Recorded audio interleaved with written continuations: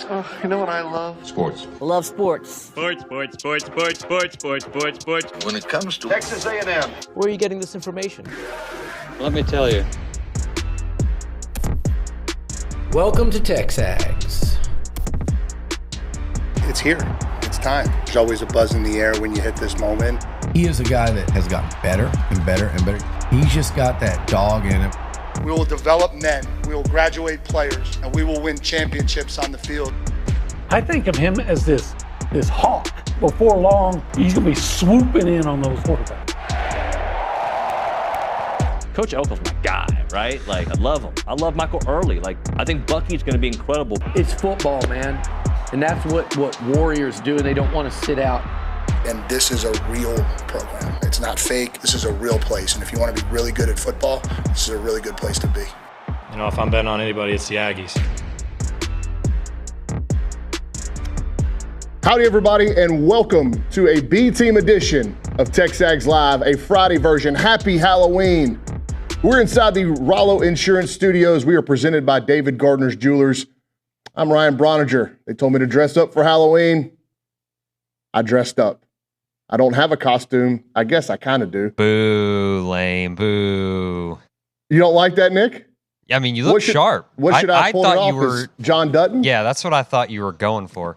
Well, I had no plan to dress up this morning until I went on a walk with my dog. And, you know, typically I'm joined by a very trusty sidekick in the 8 o'clock hour, but he's run a little bit late. Here he is. Is that Olin Buchanan? No. That's TexAgs co-owner and executive editor Billy Liucci sitting down to join me. Welcome to TexAgs.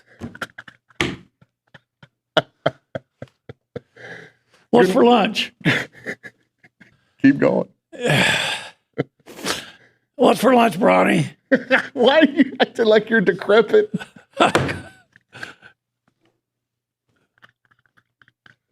Oh, can somebody let Griffin out? You know, the nose is an interesting touch to this whole get up. Good morning, OB. Good morning, Brownie. Are you going to do this whole segment in the bit, or? I think at some point I'll probably take the nose will fall off on its own. Good morning, OB. We wish you a happy Halloween. If you are celebrating, now we'd love to see the pictures if you dressed up to go to work. It seems like Olin and I are the only ones that chose to participate in this office this morning. Extremely disappointed. Nick, the always consummate professional, I did not expect him to dress up, but Reese Nygren in the Angry Elephant News and Social Center. What happened? Yeah, poor planning on my part, kind of like Billy. Poor planning on my part when it came to a Halloween costume. You do better. It's the nose. That's the nose. It's surprising that you don't have more Liucci mannerisms. You could have been yelling at Zane from the time you Zane! Yeah.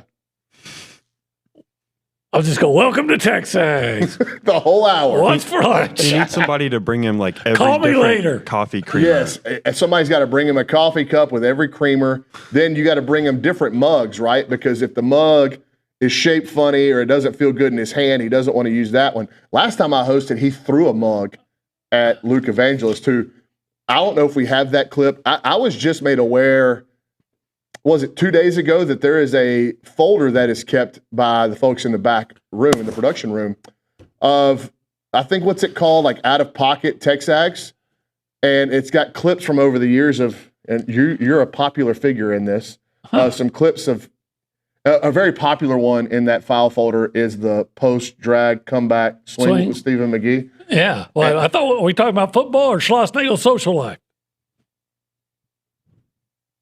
Post-drag comeback swing. Anyway, that's a very popular. I don't care what two or more adults, consenting adults, do in their own time. Okay, see, it's not even 5 minutes into the show, Nick. And I knew when he came in dressed like that, we were going to have issues. Dressed like what? It's my issue. It's my problem. I brought this up talking about the TexAgs out-of-pocket file, but in that the clip of Liucci throwing the mug at Luke is in that file, but because of the sound that Luke makes, Liucci throws a mug. He's sitting over there by the wall. Liucci throws the mug at Luke, and he just goes, Yeah, Luke is kind of feminine, Luke, isn't he? whoa. Lion Luke Evangelist. We are all we're off to a flying start this morning. Oh, come on. Speaking of Luke Evangelist, Brauninger. Doesn't Billy always have some kind of nickname for everybody? he's working the bit pretty hard this morning. All right, that's it. I'm going to take off the nose. That's okay. And go back in. I don't know how. Like, I don't. It's on me because I don't know how to react if I'm supposed to be talking to you like Billy or Ob. Okay, I'm Olin from here on out. Okay. And it's my fault for even bringing all this up. So it's not you can't help your brain. You've had that brain for 60-something years. It's my fault. I know better. It's like if you walk up to a dog, a Rottweiler, and you got a T-bone in your hand, don't get pissed when the Rottweiler bites you. I walked up to you with a T-bone in my hand, and I got what I deserved. T-bone. That's what's for lunch today. T-bone. Speaking of Luke, he's going to be on the show today. We're going to talk some Aggie basketball. They tip off on Monday. Kind of snuck up on us with an 8-0 football team. But Bucky McMillan, Bucky Ball gets underway on Monday. Luke will join us for 2 segments to talk about. I'll be there for that game. You will be there. Yeah. But who is I? Does that mean Olin's going to be there? Or is Lucci going to be there? You know what's probably going to rub him the wrong way the most is your voice impersonation. I know. It's terrible. Yeah. You don't strike me as a guy. He doesn't talk like that. You don't strike me as a guy, though, that does many voice impressions. I'm terrible. You know, if you were fatter, you'd probably sing better. I absolutely would. I absolutely would sing because fat people sing well. We're dusting off all the hits. Lizzo. And what about Adele? She lost weight. She still sings good. Well, yeah, but she had already stretched her vocal cords. Barry White, remember Barry White? He was a big dude. Luther Vandross, big dude. Mama Cass choked on a ham sandwich. Yeah, because to get fatter, so she could sing better. Sing better. Yeah, the bigger you are, the better you sing. It's kind of mine. I can't sing. It's not 100% foolproof. Well, no, there's always exceptions to every rule. Yeah. But my dad, though, I bet you, yeah, big guy, he yeah, can sing. Yeah. So what are you waiting on? What am I waiting on for what? You say you'd retire if you had all this money in the world. It sounds like if you just start eating more of Irma's cooking, you get fat, you start singing, and you could retire. Like I said, there's exceptions to every rule. I think I could come out. I could get on 600-pound life, and they'd have to bring me out on a dolly, and I still couldn't sing for anything. Well, we welcome in the rest of the crew. We already talked to Reese over there in the Angry Elephant News and Social Center. Nick Savage pulling the strings today. Nicholas, I did kind of think that you might go cowboy like me. But that he goes that every day. Yeah, I mean, like that would be stealing your bit. I would just be dressing up, but not dressed up. But no, I can't remember the last time I wore a Halloween costume. It wasn't in school. I didn't ever do it in school. So yeah, I can't remember the last time I wore a costume. It was probably either in grad school or undergrad. But it's lost a little bit of its luster with me. Now, are you and Irma sit out in front of your house and give out candy? Y'all make them ring the doorbell or what? No, we've done that often. And we typically, when we're giving out candy, we do sit out front because Buck goes crazy with all the kids coming up to the door. He chased one a couple of years ago. He broke. He wouldn't bite them,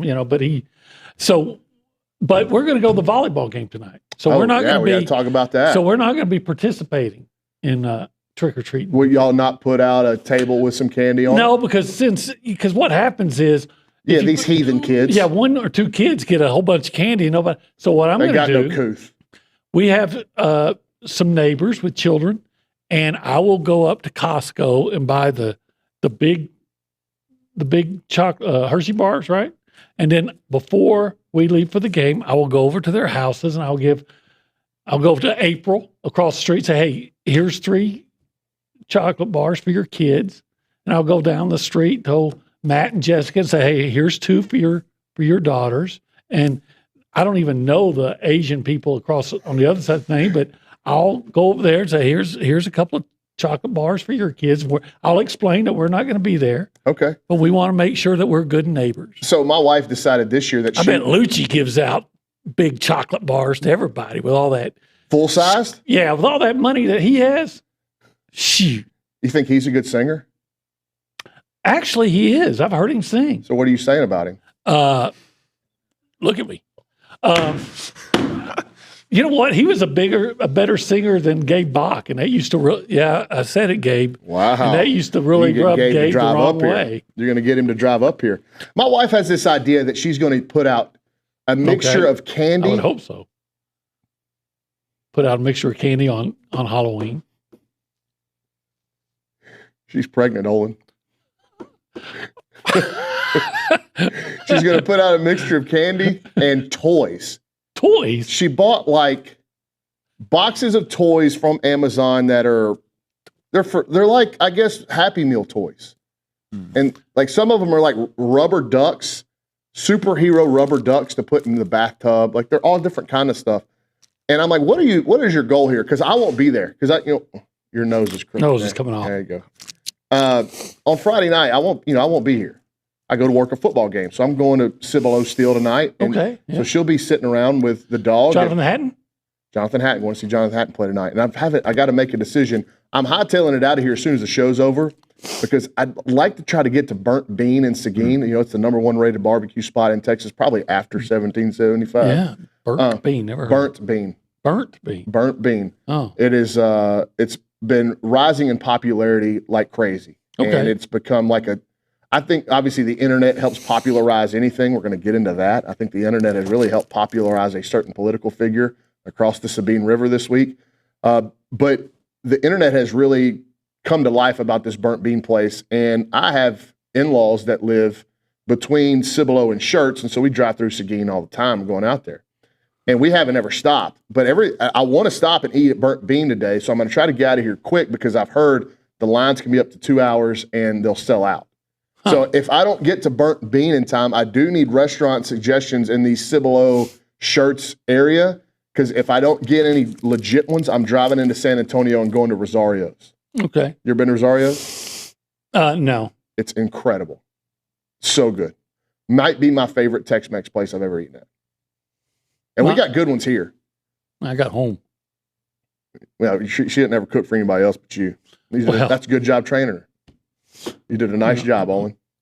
And you should taste what my mother-in-law cooks. Well, you don't ever invite anybody for that kind of feast either. She cooked for your wedding, right? Didn't that what happened? No. Oh, yeah, you took everybody out to eat. Yeah. Yeah. There's only like 30 people there. There was me and this women's basketball SID at Texas were the only people that represented me. The only Anglos in the church. I was waiting. I was waiting to see if you'd get there. That's what you're waiting for. I got to let you land the plane, though.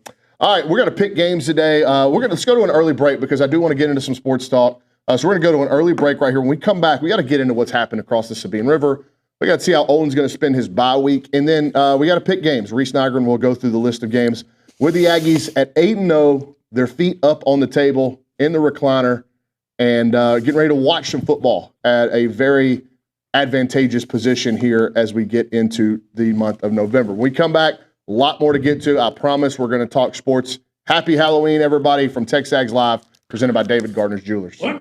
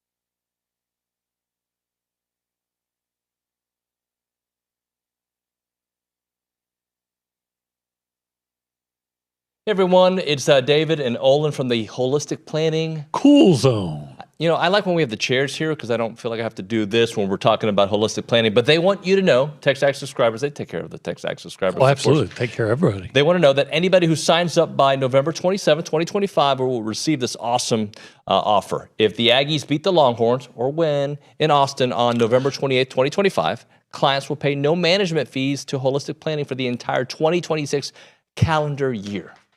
That's free. It's free 99. Actually, just free. All you got to do is beat Texas. Well, it's not if they beat Texas, it's when they beat Texas. When. And when you go to holisticplanning.com, you're going to love holistic planning. So it is holisticplanning.com. Check out the website and take advantage of this awesome offer.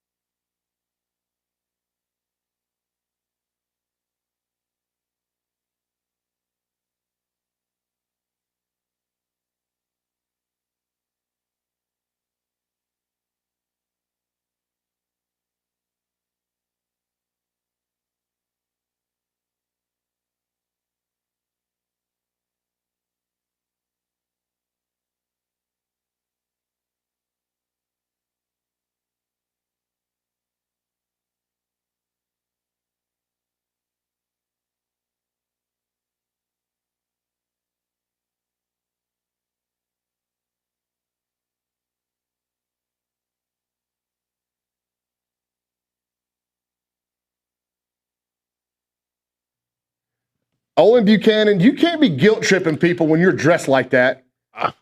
You can't. You wanted a little bit of sympathy. We made a comment in the break.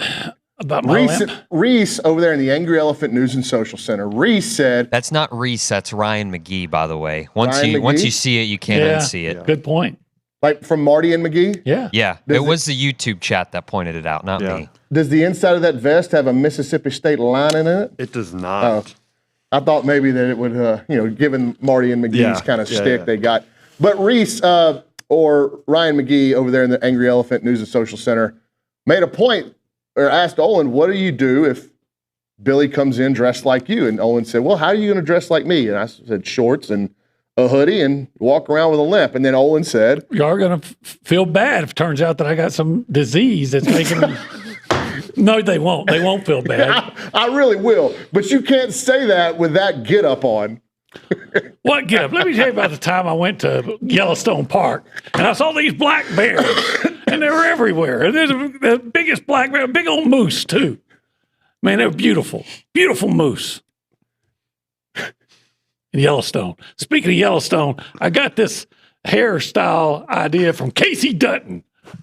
I'm working the old Casey Dutton angle. What's for lunch today? Somebody let Griff out. It's like a playboard, right? Like you hit a button and a Billyism comes out. All right, back now. Nose is off. So you're back to being back OB. to being OB. Well, you know who might not be getting back to being themselves for a little bit? Scott Woodward? The LSU Tigers. Yeah. So I don't know how much y'all have gotten into what's happened at LSU this week on this show, but I know on the B team we've talked about it, and it has provided. We do 4.5 hours on B team during the week, and it has provided us a bye-week smorgasbord of things to talk about. You having a little bit of insight into how things work over there because you travel over there quite a bit to see your son. First of all, does Quinn have any reaction to all this stuff going on at the very top of the football program? And then what do you think? Like, what do you think's happening over there? How do you view it? First of all, if I would never make public the text message he sent me Saturday night because he would never be able to get a job again in his whole life. Let's just say he was very frustrated with Brian Kelly and suggested that Brian Kelly should be relieved of his duties. You got that right, yeah. He probably used a little bit more colorful language to describe his feelings on the matter.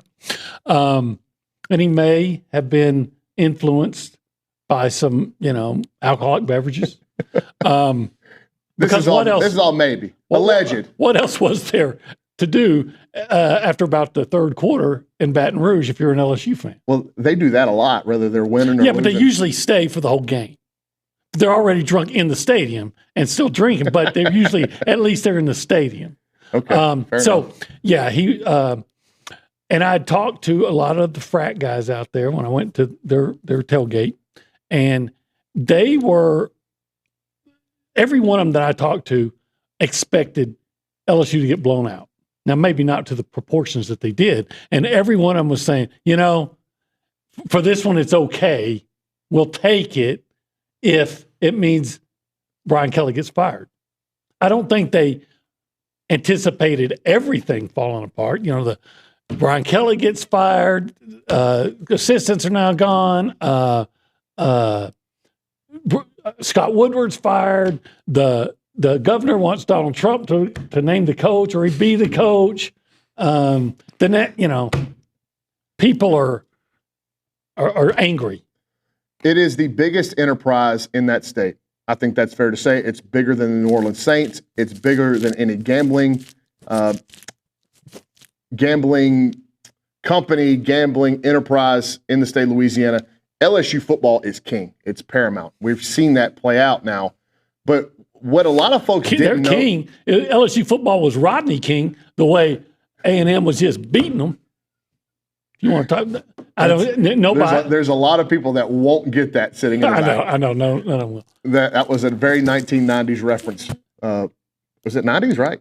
Yeah, probably. Yeah, 90s. Yeah. By Olin there. But what I'm saying is, what the A&M splattering of LSU pulled back the curtain on a lot of things over there, and the nation is now seeing. And if you had any doubts that Jeff Landry was the governor of Louisiana, once he opened his mouth, all doubts went aside. This whole thing has played out. This is what I've said on B Team. It's played out like a deleted scene out of The Waterboy. Maybe they should get Henry Winkler to coach them. Mr. Coach Klein? As long as I stay away from this Coach Klein. Was that his name, Klein? Yeah, Mr. Coach Klein. Because they can't get Jerry Reed. He died. But the R.I.P. Jerry Reed. Fonz is still out there. Coach him. So the governor has put himself in front of a camera as often as he could since Saturday night. How do you think the general populace of Louisiana feels about that? Whether they voted for him or Because not. he's giving them what they want. Well, he fired Brian Kelly. And then, well, who knows? It's a kind of a he said, she said on who fired him. Regardless, he's out. Then he fired Scott Woodward yesterday. Yeah. Now, here's my Scott, view, by the way. Here's my viewpoint of the whole thing. Okay. If you're Scott Woodward and when your governor comes out on Tuesday, I think it was, and he's standing in front of a podium that says protect the vulnerable, and then he starts espousing on this coaching change and how they'll never enter into a contract like that again, and putting Scott Woodward on the hook for Jimbo Fisher's extension and buyout, Which is not true. Which he was not on the hook for.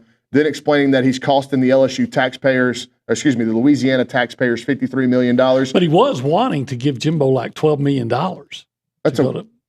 Right. But he wasn't on the hook No, for he that was extent. not the one that gave. And then you start listening to people, you start reading social media and the people that are plugged in over there. They're saying, no, Mr. Governor, the taxpayer in Louisiana is not on the hook for this buyout. It's all publicly funded. So this guy, again, standing in front of a podium, started espousing on a college football coaching search, and then threw the agents under the bus as well, and said they would be disbarred if they were lawyers with how they have a monopoly on the whole system. He might be right. Well, he went after a lot of people is what I'm saying. And he went after the enterprise of LSU football, and he has now made it really tough, I think, and a lot of other people think he's made it tougher for people to say, yeah, I'll jump on this grenade. You think he's going to be tougher to find a coach? I think a coach, if you're a coach and they're contacting you, I'd be like, give this a little bit before I throw my name into the hat. No, I think if you're a coach and if you don't have a great job and they contact you, you're like, man, that's LSU. Well, I can coach there and all of them. Are they going to be able to pay the going rate after the governor comes out and says what he said? We won't pay anybody He that also much? said that they want to pay them well paid. I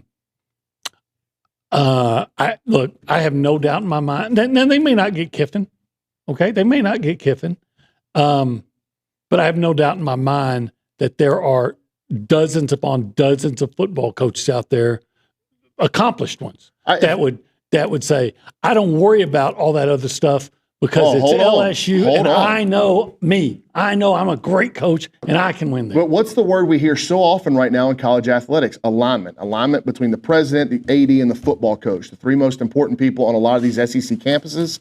They don't have that. They have a governor. They have no president. They have no AD, and they have no football coach. Already. So if I'm a football coach, I might want to make sure that they get those first two settled in and aligned before I'm willing to jump in there. There's already a national championship coach who said he'll take the job right now. Yeah. And that's one of the things that just tell me. You're on your impersonations again. Just tell me when. I'll get my truck. I'll be right up there. Go Tigers.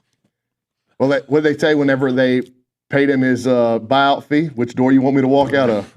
What time you want me to leave, and which door do you want me to walk out of? This is the Go Hour presented by the Warehouse at CC Creations. Maroon never looked as good as it does with Maroon U. But, OB, this goes back to what my kind of hunch is on this deal. They're going to have to hire an athletic director that has real ties to that state because, who is going to want to, set themselves up in that situation with a brand new president, which, by the way, the leader in the clubhouse, depending on what you read, for the next president at LSU is Wade Roos, who is the current president at McNeese. Okay? If I'm Wade Roos and I think I'm about to get the president job at LSU, and then all this other stuff happens with the governor, with Scott Woodward, with Brian Kelly, I'm going, first of all, you guys couldn't wait 10 days before I got to sit in my chair and we could at least have some sort of alignment with this whole process. You guys couldn't have waited. You did this with an interim president. Secondly, now that I'm walking into this tire fire, you better pay me some more money. It's a mess. They're walking into a financial mess. They're walking into a personnel mess. And they're walking into an emotional mess. Is it that Louisiana, just the entire state, all the time? a financial mess, an emotional mess. They have reported, again, this is all stuff I've read in the last 12 hours. The state's reported a surplus in the last couple of years, so they can't be doing too bad. But where's all that money going? You're old enough to remember this because my dad was the one that reminded me when I was in Southeast Texas last weekend. When they brought in riverboat gambling to the state of Louisiana, it was supposed to produce all this revenue and get them moving in the right direction. Mm-hmm. That was 40 or 50 years ago. Mm-hmm.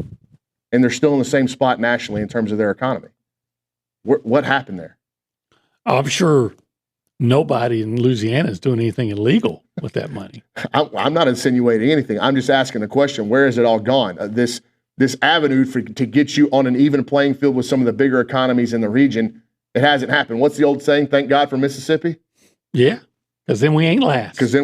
And I think Louisiana is probably saying that more than anybody right now. So and then for the governor to sit up there and say, we are on the hook for $53 million. That, to me, when you're the governor, it sounds like you're saying the government of the state is on the hook for this buyout. That makes no sense to me because then it does get streamlined down to the taxpayer. And if I'm an Aggie living in Louisiana, I don't want to pay for Brian Kelly's buyout. Now, that's why I think it's malarkey. It's hogwash because I don't think that the taxpayer is on the hook for this thing. You don't think that now, could they try to find a way to get the taxpayer on the hook? You don't think taxpayer money gets funneled to places that it's not supposed to? Sure. But what Doge. They're going to have to Doge the LSU athletic department. Well, and if you look at one of the things that Scott Woodward, now he hired coaches that won national championships over there. He did. Question. Scott's done a good job with everything before. And by the way, Brian Kelly, they've lost 3 games this year, and all 3 of them were to teams that are currently in the top 10. And he won 10 games his first 2 years. And after the first 2 years of his tenure in Baton Rouge, they freaked out over there and said, you got to get more Louisiana people in here. You need to get more ties to the state to help you with recruiting, with roster management. They went and hired Blake Baker. They went and hired Austin Thomas. They went and hired Bo Davis. Remember, all these people that had Louisiana ties, they were coming back. Brian Kelly started losing more games whenever he did that. So are either those people unqualified and not good at what they do? I don't think that's the case. But could there have been some animosity, some people like, we don't like this guy? Like some undermining? You know what I think was their undoing? Honestly, I mean, I'm not trying to be funny here. So much of their optimism for this year. I mean, I saw Peter Burns picking them to win the national championship, and he wasn't alone. And so much of that optimism, what was that based on? It was based on that they had the number 1 ranked transfer portal class. And remember, Brian Kelly was bragging about how much money the roster cost. Right. And then you look at, Halsey. Good player. That guy, they hit on that one. I wish he'd come to A&M. Yeah. But they hit on that guy. But who have they really, Bernard Gooden, has he been that He's been good? okay. He's been Nick okay. Anderson's a no. Remember how big of a deal it was whenever he picked LSU over A&M? Yeah. He's been a non-factor. Berrien Brown's been all right, but he's not been really anything different than he was at Kentucky. Jack Pyburn? Pyburn, I never even saw him when he was in Florida. And then the offensive lineman, they brought in one of them's the one guy from Virginia Tech who's playing center. Okay, yeah. He's doing well. And then the guy from Northwestern, he's okay.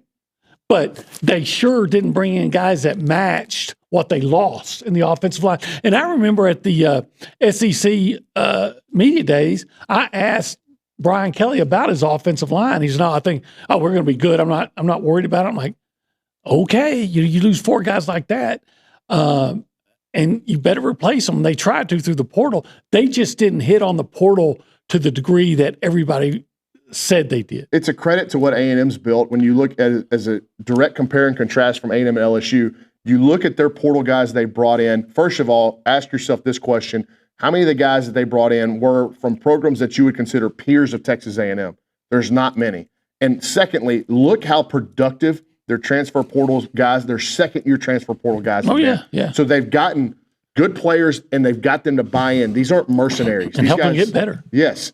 And then you look at just the 1-year rentals, and you can call them that, but look how much KC Concepcion has felt like an Aggie from day one. Mm-hmm. And Dayon Hayes, these guys are coming in and making immediate impacts. They're playing at a higher level than they were at their previous at their previous Power 4 stops. and they're doing it in 1 year. That doesn't just magically happen to me. There's something going on with the culture of that locker room, the culture of that program that's allowing these guys to reach or get closer to their ceilings than they were before they got here. And I think you have to also give, I know Mike Elko is ultimately in charge, but he's got to have scouts that are making really good decisions on guys. Derek Miller deserves a lot of credit. Yeah. He's the GM. Yep. All right. When we come back, we are going to Pick Six, presented by Prize Picks over there with Reese Nygren. The Aggies, again, on a bye. So Olin and I will dive into the matchups around the SEC and the country. When we come back, you're listening to TexAgs Live, presented by David Gardner's Jewelers.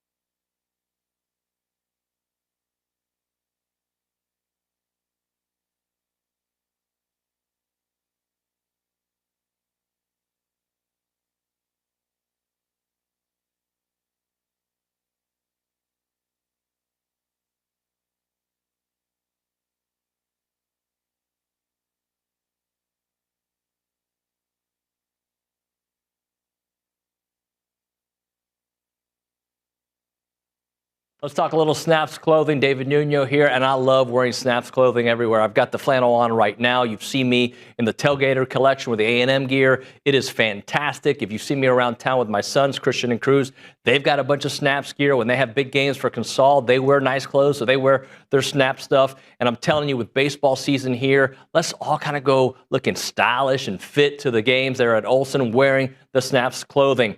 As a reminder, they are the only official licensed Texas A&M Pearl Snaps maker out there. Their Tailgater collection is built for game day with breathable, moisture-wicking fabrics to keep you comfortable while you rep your Aggies in style. Now, whether you're watching the game from home or maybe you're in attendance, you're tailgating, whatever it may be, you got to make sure you head to snapsclothing.com to see everything they have to offer. It is fashionable, it is awesome, and you're going to love it.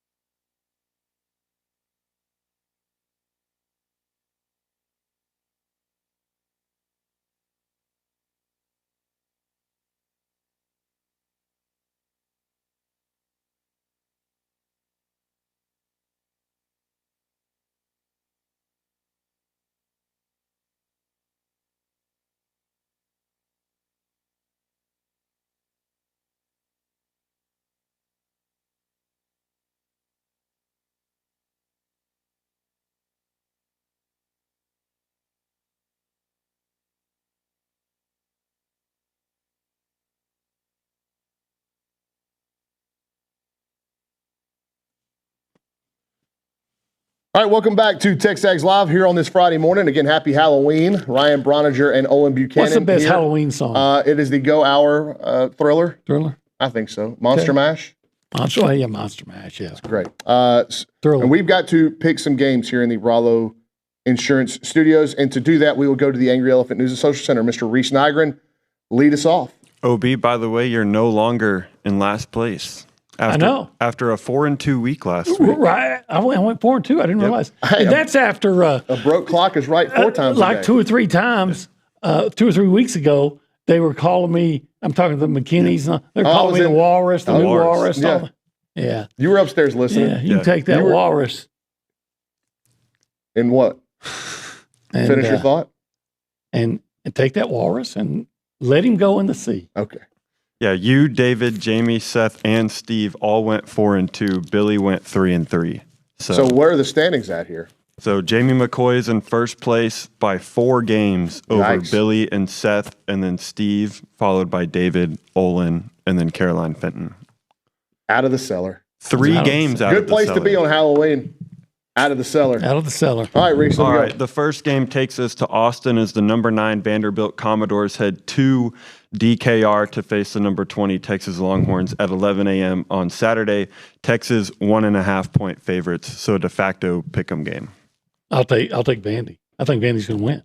So if I can get points on top of that, do we have an update on Arch Manning? He supposedly practiced this week. Well, that to me, if you he's practice with a concussion, you're going to play, right? Like, I think if they're letting you back on the practice field, they're probably going to let you start the game at least. I worry that if he takes one lick behind that bad offensive line, it could go sideways. The number, like everything about this game says that Texas should have been favored. I think the line on the game is begging you to take Vanderbilt. Vegas kind of enticing you to take Vanderbilt, and because of that, I'm going to take Texas. Okay. I think Vanderbilt's going to win. And also, there's part of me probably that falsely believes that this Texas team knows it's on its last leg and they can't lose again. So whatever the best version of them you're going to get, and they survived 2 weeks in a row against bad teams on the road, their season should be done. They should have 4 losses, except for the ineptitude in Lexington and in Starkville, but they're on the right side of it. I think they've got a little belief coming home. And talent for talent, man for man, I like the Texas roster better. So I can talk myself into taking Texas, and I will. All right. I'm still sticking with the Commodores. The next game up is the number 10 Miami Hurricanes at the SMU Mustangs at 11 a.m. on Saturday. Miami 12.5-point favorites. That's a big number. It's a big number. I'm going to take Miami. I think Miami wins by a couple touchdowns. They have to. It's the first time that Miami has left the state of Florida the entire year.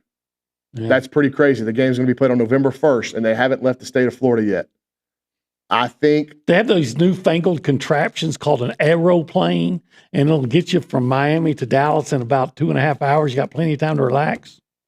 I don't disagree, but we've seen this be an issue this year, especially with teams going flying halfway across the country. You think about USC going to Illinois, and maybe it's only going from west to east. Washington went to Washington went to Michigan and got beat up. But it is the first time for them to travel legitimately and be on one of those aeroplanes because they have been in the state of Florida the entirety of the year. I think that's too many points. And I think you having a lot of trouble this year. Yeah, they just lost a bad one on the road to Wake Forest. I think this has got to be a get-right spot for Rhett Lashley and Kevin Jennings. I just think it's too many points. I think Miami wins, but I like SMU. Okay, that's fair, but I'm going to go ahead and go with Miami. The next game up is number 5 Georgia Bulldogs versus the Florida Gators. The game is in Jacksonville at 2:30 on Saturday. Georgia's 7.5-point favorites. I can't tell you how many games I've lost by half a point this year. I'm taking Florida. I'm on Florida too.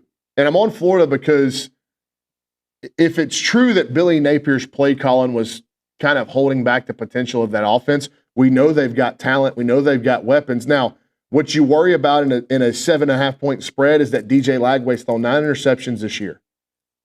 Georgia not great on defense. They're not great with their pass rush, but they do get their hands on the football. I think they had 2 interceptions against Tennessee, if I'm not mistaken. So I'm going to take Florida. I think there's a new coach bounce to this thing. I think they're kind of those little pep in their step without Billy Napier. I think Georgia wins, and Georgia's won like 7 in a row of these outside, was it the COVID year? I think it's 5. 5 in a row, and I think they won the 2 prior to COVID.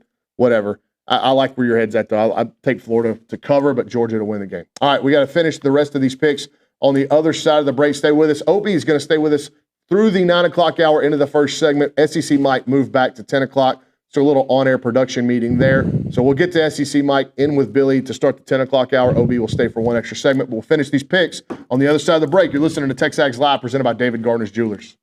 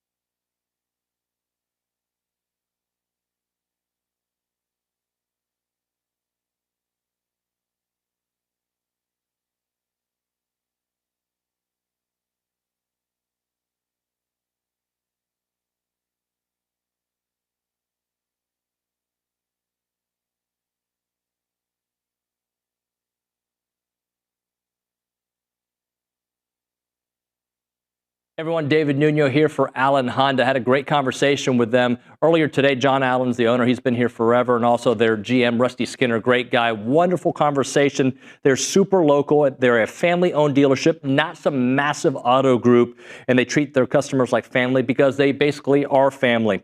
They're Aggie alums. They love Aggie sports, and they've been serving the Brazos Valley with integrity, with passion, and commitment to excellence for over 50 years, which is very rare, by the way, for the independents because people trust them.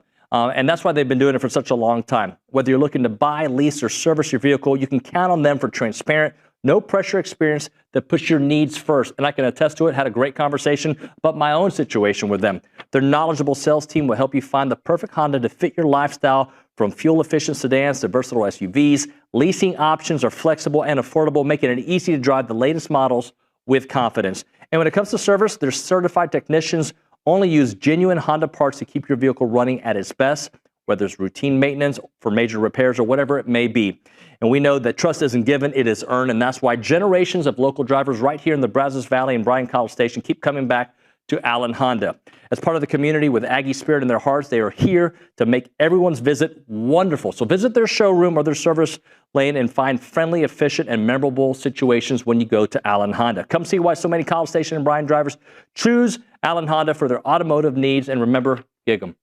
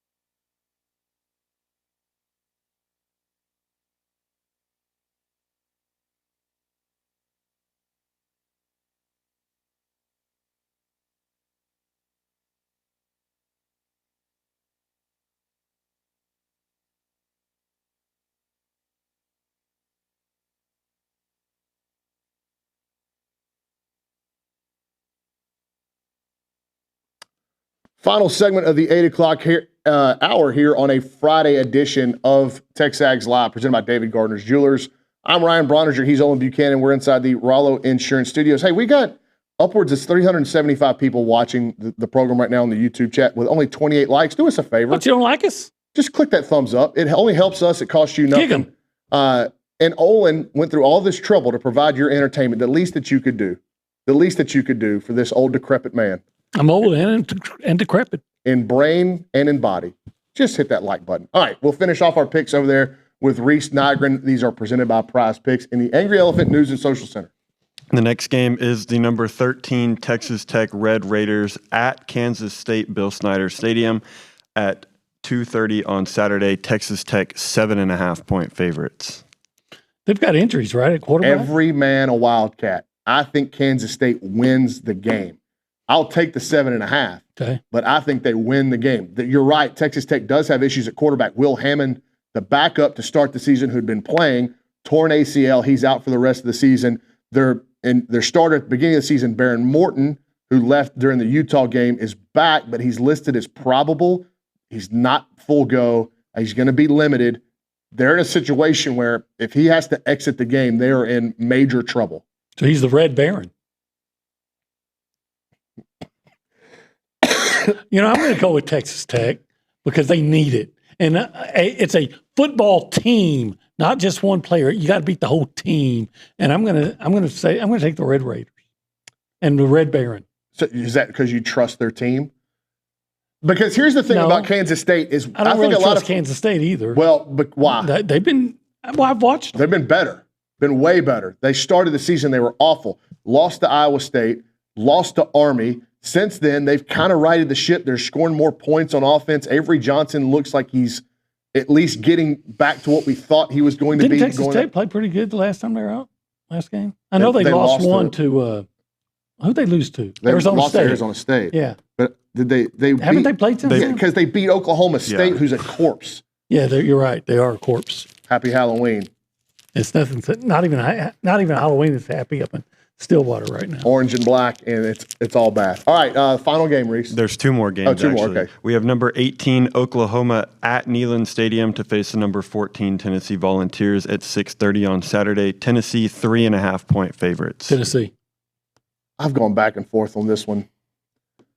I don't trust Oklahoma's offense, and I don't trust Tennessee's defense. Yeah, I'm with you, but I do think Tennessee scores enough to. I think the Oklahoma defense statistically is really good. Probably not as good as the statistics show. I think Tennessee's shown that they can score a lot, so I think they'll just outscore them by more. I like that Trinidad Chambliss had a good day against Oklahoma's defense. Throws the ball around. Joey Aguilar throws the ball around.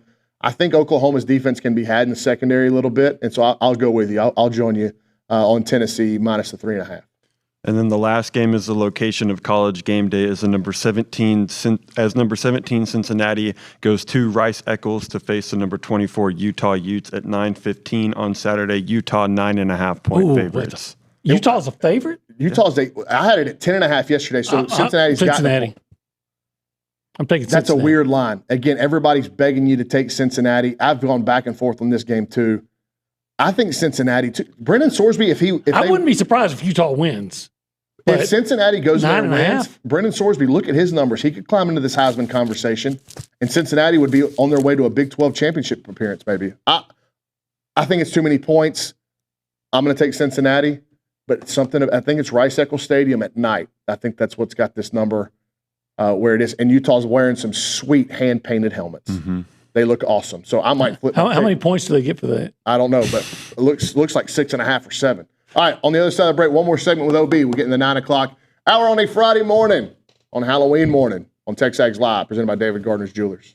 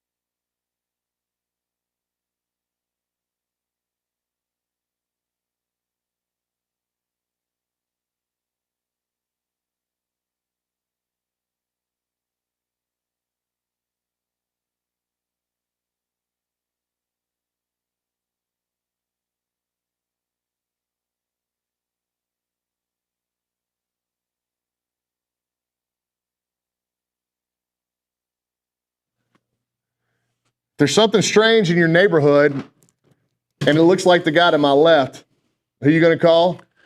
Olin Buchanan to let your dog out. Can somebody let out Griffey?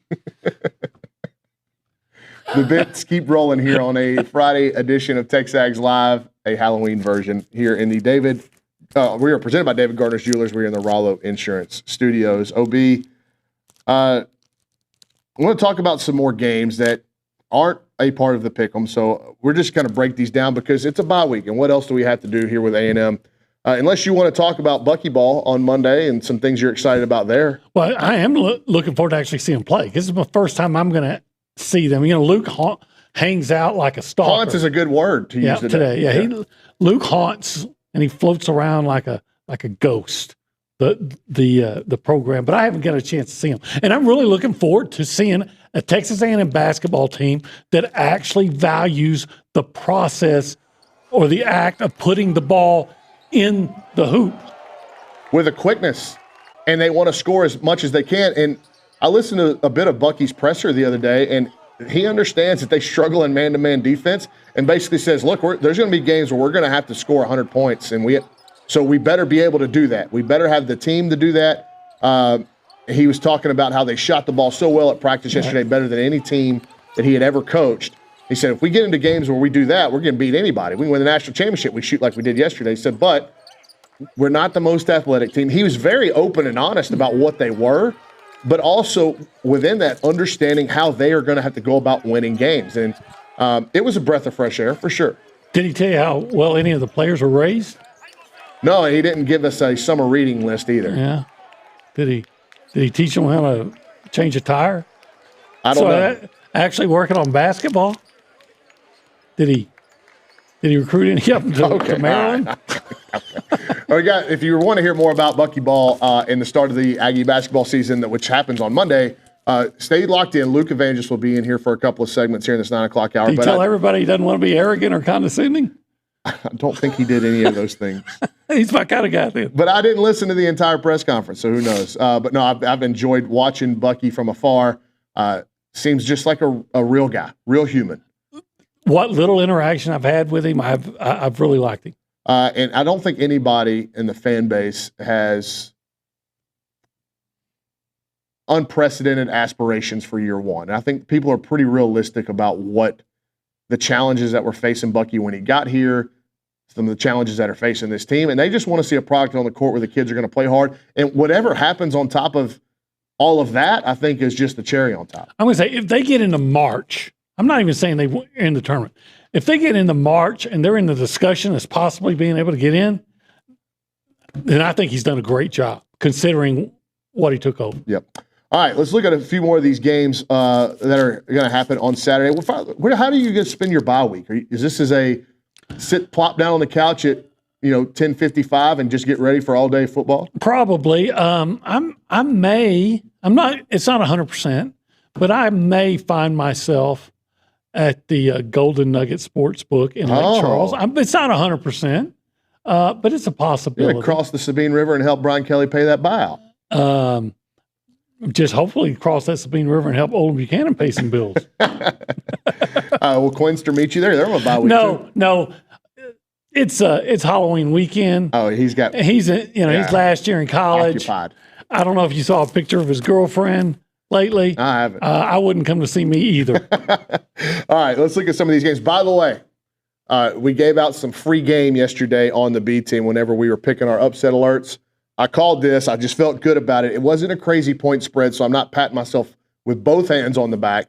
But I went into that. I looked at that UTSA versus Tulane game last night with all the distractions surrounding John Summerall, and you looked at how UTSA played. I think they put up 61 the week before, and you felt like UTSA hadn't played to their potential yet this year based off what they had returning, what we thought UTSA was going to be.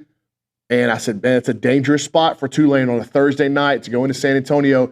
And the Alamo Dome, when they were winning, that place was electric. It was on fire. Since they haven't been winning, the people in San Antonio haven't been showing up to watch the games. So it's like an empty, no atmosphere place that Tulane's got to go on the road on a Thursday night, try to get themselves up.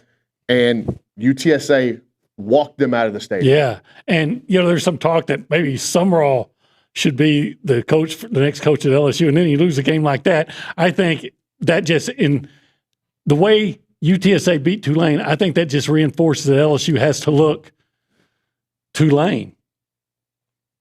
Kiffin. This guy. That was good. This guy doesn't miss. So if you listen to B Team and you bet UTSA to beat Tulane, that was something we talked about yesterday. I want my cut. I'm just kidding. Congratulations on picking a winner. But I do want to talk about this game where I do think that we have a live underdog.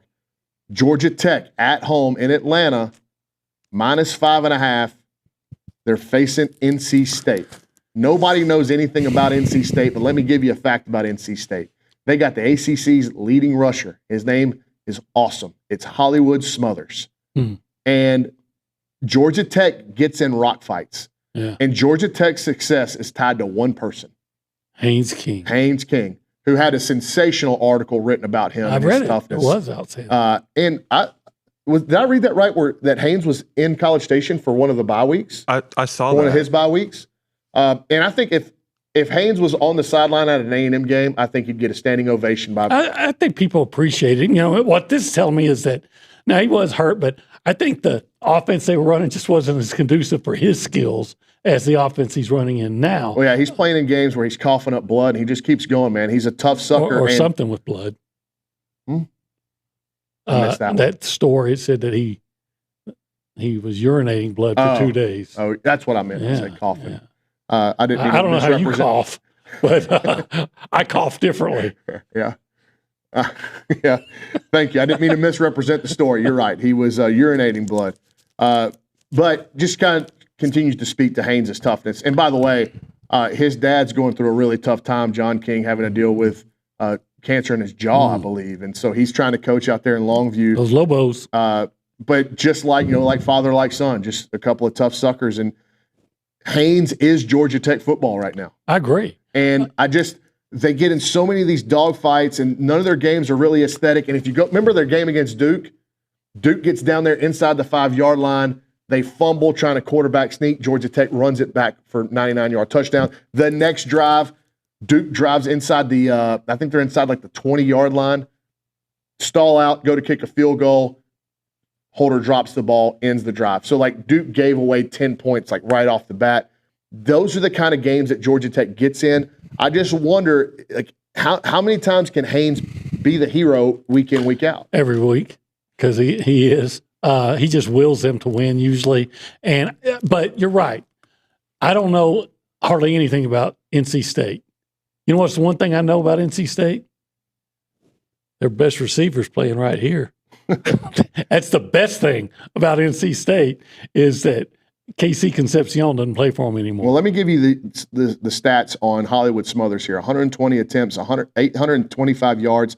He's averaging 6.9 a carry with 6 touchdowns. Oh, by the way, he's caught 28 passes for 170 yards. A heck of a player. Yeah, I'll that might be the next KC Concepcion to come out of NC State. I wonder where he'll be playing next year. That's exactly what I was getting at. Yeah, all that tells me is Georgia Tech defense, you better smother him. It's not like NC State has had just this incredible season, right? They're 4-4. They've got the most notable win they've got is an out-of-conference win against Virginia. That is Virginia's only loss is to NC State, and it was a non-ACC game. They've lost to Duke. Odd. I know. They lost to Duke by 12. They lost to Virginia Tech. That's bad. They lost to Notre Dame. They've lost to Pitt, and they've given up a lot of points. I think they played Notre Dame close for a half. That final was 36-7. Yeah, for a half. Yeah. I think it was 7-7 at the half. So again, I don't think that Georgia Tech will lose the game. But when I looked at that line at 5.5, I was like, that seems odd. You'd think Georgia Tech would be 8.5, 9.5 point favorites. And then you look at what Georgia Tech struggles with, what NC State does well, and I think that's kind of where the difference lies and why the line's a little bit tighter. You say that game's in Atlanta? It's in Atlanta. Bobby Dodd Stadium? Yeah, I would think I'd go with Georgia Tech. All right, another game I wanted to talk about. Actually, there's 2 more. Okay, North Texas is at home. 6.5 point favorites against Navy. Big under the radar kind of game. Massive, because we were talking during the commercial break. Stanford Steve has Marcel Reed number 1 in his Heisman voting right now. He does. Announced that on the Pat McAfee show yesterday. Did you see who he had at number 5? No. Blake Horvath. Oh, yeah, I did see that. Navy.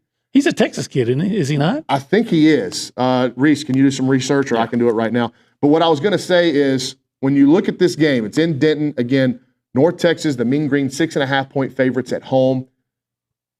I don't know. You remember they had their big game against USF, and they had blackout, and they packed that stadium, and it had never been full like that before. Does Denton have the appetite to try to do that again, the city of Denton? Will they rally around this team? Because this is do or die for North Texas. If they're going to stay alive in this group of 5 spot, they have to win this game. As does Navy. North Texas, awful against the run. Navy, awful against the pass. Yeah, I don't know that I could pick a side here, but I feel good about the over. Can you find the over-under on this, Reese, too? Yeah. Horvath was born in Ohio. Okay. I must be thinking of a different. Navy, does the Army quarterback is from Texas, I think. Maybe that's what I got confused. Yeah. Yeah, Blake Horvath. It's the Army quarterback that I believe is 65 and a half. 65 and a half. I mean, that's a big number, but this could be 41-35 and the over cashes. I like the over under rather than picking a side here, but that is going to be wildly entertaining because it is a G5 game with a ton on the line in terms of the stakes, and it's completely contrasting styles, and what one side does best, the other side's terrible against. I think it's going to be highly entertaining. Yeah. I'm going to watch. That'll be on my multi-view. Yeah, I actually like my grandparents were from Denton. My grandfather was from Crum, which is right outside of Denton. My grandmother actually worked at North Texas, so I was a fan of North Texas. But guys, I think I think North Texas will win the game. I do, but do something about those helmets. That's got to be one of the worst logos or worst helmet designs. You don't like the eagle on the side of the helmet? If you don't know that they're the Eagles, you're like, what is that? Because now they got the wings. And can I give you a fun fact about North Texas and the Eagle? Yeah. My dad started his collegiate, I don't want to say career, but he started his academic career at Texas A&M for a couple of years. I think he probably had too much fun at Texas A&M and left and went to North Texas to finish his degree. My dad, who's worked his entire life in the refineries and the business surrounding the refineries in Southeast Texas, has a degree in art from North Texas. He's an incredible drawer, always has been. His senior project at the University of North Texas was he carved a eagle out of bronze, and it still sits in front of one of their dorms on campus today. How about that? Of course, cool. It was known as North Texas State when he was there. And they were the Eagles. It hadn't yet fully gone to the Mean Green. Right, because, yeah. So, fun fact about North Texas. And my dad used to get the North Texas, I guess, their Letterman's magazine every year, or Former Student magazine every year. And that's how I knew that, because he showed it to me in one of the magazines. I carved that. And that art degree came in handy more so than he probably thought when he got into work in the refineries, because he could draw these piping systems for the plants that they have to go in and clean. He's been in hydroblasting. So he sells the washers, the chemicals to go in and clean these tanks and these pipes after they have these big jobs at the plants. And so he is able to look at them and then draw them on a sheet of paper to give the client a better look at what they're going to do. So it's been hugely. Now they got AI for all that, and I can't even draw the curtains. He's an old dog having to learn new tricks, and I don't think he likes it very much. I think he's ready to retire. All right, the last game I wanted to talk about before we get OB out of here. Again, I think this is super interesting. Nebraska at home in Lincoln on a Saturday night with USC coming to town. The Trojans are 6.5-point favorites. Matt Rule announced that he's staying. He puts the Penn State rumors to bed, signs an extension or agrees to an extension. But it's so much so that their official accounts are coming back and talking about how he's going to remain in Lincoln. Does that give them a little bit of a boost here? I think USC's the better team with the better athletes, and I also like that USC, even though I don't think they're a super team, they have shown different capabilities in terms of winning games. They can beat you throwing the ball. They pounded Michigan into submission out in California.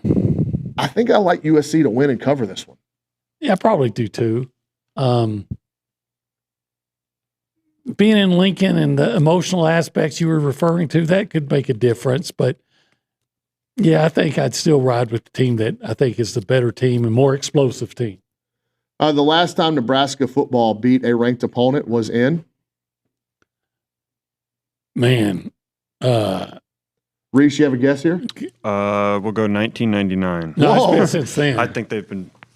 It's been since then. It's been since like the 90s since they were really good. I mean, I'm sure when Pelini was the coach, they won some. Probably even since then. I'll just give you the answer. Yeah. The last time Nebraska football beat a ranked opponent was in 2016 when they defeated number 22 Oregon. The Huskers won that game in Lincoln with a final 35-32. Who was the coach then? Bo Pelini. It was Pelini. I believe so. Let's see. Is that not right? I don't know. The last time Nebraska beat a ranked team in a true road game was 2011. I mean, that's been pretty dire up there. Let's see. What was it? 2016 Nebraska football coach. That's why the beauty of the internet. It was Mike Riley. Mike Riley. Oregon State. One of the nicest guys you'd ever meet. Has a house in San Antonio. I didn't know that. Or he used to. I don't know if he still has it. How do you know that? I interviewed him once. Okay. I thought you just had a Rolodex of interesting facts about college football. I think coaches. he coached for the USFL team down there. You probably know more than I do. I don't feel like reading his bio right here in front of me. All right, OB, I appreciate you hanging around for an extra segment. Go get all that stuff off of you. Unless you want to keep it on until Billy actually shows up here. Well, Billy's seen it. He has seen it. There's been reaction to Olin's Halloween costume on the message boards already today. There's a thread about it. If you're a TexAgs premium member, you can go and interact with the rest of the posters about that. We'll get Billy's take on it here in about 45 minutes when the TexAgs co-owner and executive editor comes in and has his say. He will be opinionated one way or the other. We know that. All right. Welcome to TexAgs. When we come back, we're going to the hardwood with Luke Evangelist. We're talking Aggie basketball. Bucky Ball starts on Monday. Keeping it rolling here on a Friday morning. TexAgs Live, presented by David Gardner's Jewelers.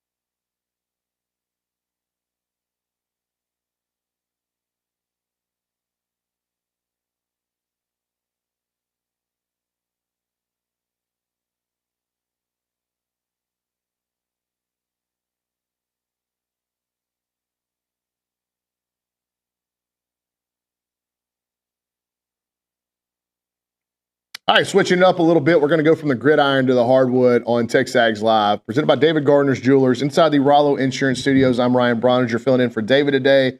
To my left is a good cop, Luke Evangelist, TexAgs basketball analyst, and a guy that you have never seen more giddy and excited as we are just over 48 hours away from tip-off. I think we've got a little bit longer. 72 hours away. Yeah. 72 hours away from tip-off of the Aggie basketball season.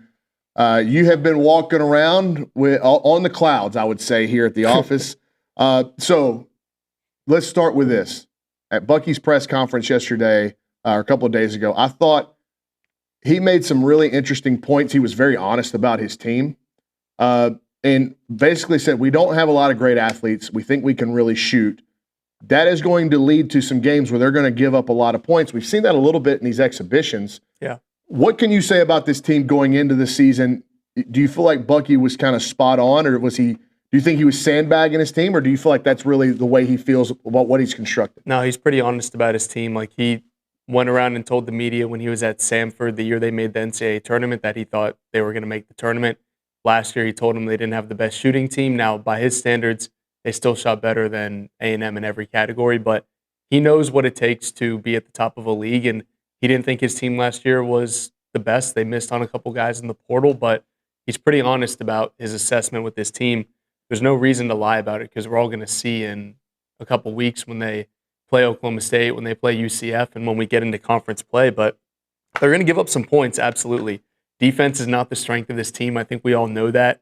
The key is, can they win games with their offense? Can they score 110 points? Can they hit triple digits before their opponent does? So they're going to try and outshoot teams. They're going to try and outrun teams and press teams and just kind of lean on them the whole game so that in the last 5 to 10 minutes, their depth can take over and they can make comebacks. Like, they've had games where they come back from being down double digits in the last 3 minutes just because teams are worn down. And they're going to take bumps, absolutely. They're going to lose games. They're going to get blown out in SEC play, but they're going to have games where they blow teams out.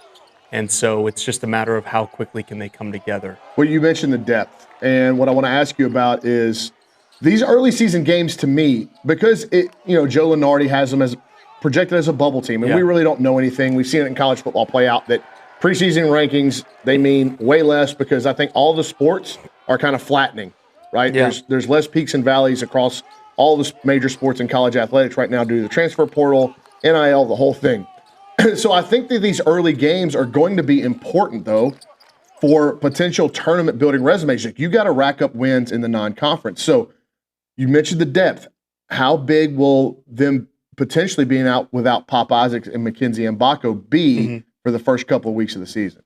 Well, they should have Pop back at minimum by the Oklahoma State game. They don't need him to win the first 2 games, but he'll be a game-time decision. So if he doesn't play, they'll still have 9 guys that they feel comfortable playing double-digit minutes, close to 20 minutes.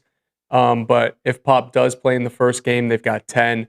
And then once Mackenzie comes back, they have 11 guys that I think all of them are going to average at least 18-plus minutes. And so they feel really good about their depth, especially in the backcourt. They've got 7 players who could start for this team, and the quality wouldn't drop off one bit. And so I feel like the depth is going to be crucial early in the season to survive without Mackenzie, because he's a guy that can get you 15 points in his sleep, especially in this system. So can that depth step up? You saw in the exhibition, it was Zach Clements, a guy who averaged 1.5 points per game at Kansas. But if you've been keeping up with what he's been doing in practice, 20 points and making 5 threes is a lot closer to the Zach Clements that I think people are going to see on this team. I'm not saying he's going to do that every night, but I think you're going to see more production from him than you saw at Kansas. And they have a lot of guys like that who are depth pieces for them that are going to be unlocked by playing in this system because they just weren't in a system that fit them before.